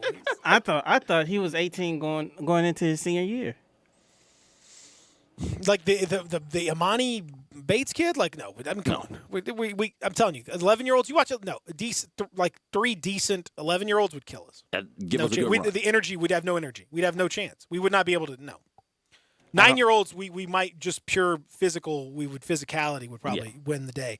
But we'd all be very tired. Like they would beat us in energy. The last part of the quarter, we would really struggle. Yeah, I don't believe it.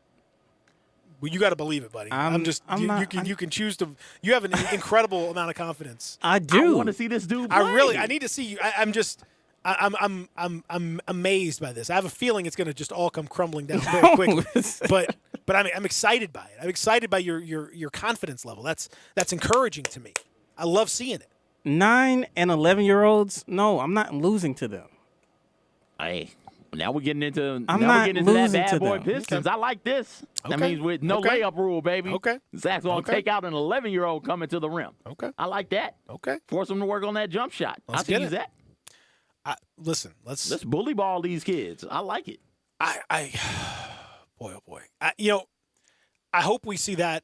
I think we'll see that before we see Major League Baseball. It doesn't sound like Major League Baseball is coming back. They're having some real labor issues. The bad relationship between the union and the ownership is really creating difficulty, and I can understand it. From their perspective, I think the relationship between ownership and unions is not necessarily supposed to be super duper chummy. I think there are going to be some organizations that try to use this stuff as a excuse to take away rights and things that were collectively bargained. And the baseball is keenly aware of that, and they don't want to institute salary cap. They've worked really hard to be the most powerful union in sports and one of the more powerful ones, period. They don't want to give that up under those circumstances. And I don't think they will. I think the revenue sharing thing that they're talking about, if they claim that if they were to do the normal salary distribution on a prorated basis, that would represent the players would get 89% of those revenues. If that's the case, then open up the books and let the players take a look at it. If you think if that's your claim. Yeah. Initially it was agreed to the prorated salary. If they just did that, it would be players are taking a lot of risk going out there and playing in the midst of the pandemic. So if they did that, players might be more willing to get out there and play. But if you're talking about instituting what basically amounts to, not basically, what is a salary cap, no, players aren't going for that. They're not doing that. As soon as you have anything remotely close to that, they've worked very hard to avoid that. And so it's going to be very tricky. They don't have a great relationship. I mean, that's where the NBA is different. The Player Association and Adam Silver have got a pretty as good a relationship as you can have in those circumstances. And I think they'll be a lot more open to those sorts of things. We got to get out of here. Of course, we'll talk to our buddy Rob Fisher coming up tomorrow. Excited about that. Everybody be safe. Big thank you to our friends at Acura Memphis who bring you this hour of the program. Go see them at 385 and Ridgeway. But really, online is the way to go right now. AcuraofMemphis.com, and let them take care of you. Safety, not only when it comes to your automobile, but when it comes to the purchase itself. They take care of their customers over at Acura of Memphis. Find out more online, AcuraofMemphis.com. Thanks to all of you guys for listening, everybody. Be safe out there, and somebody stop Zach on that basketball court because he's deadly.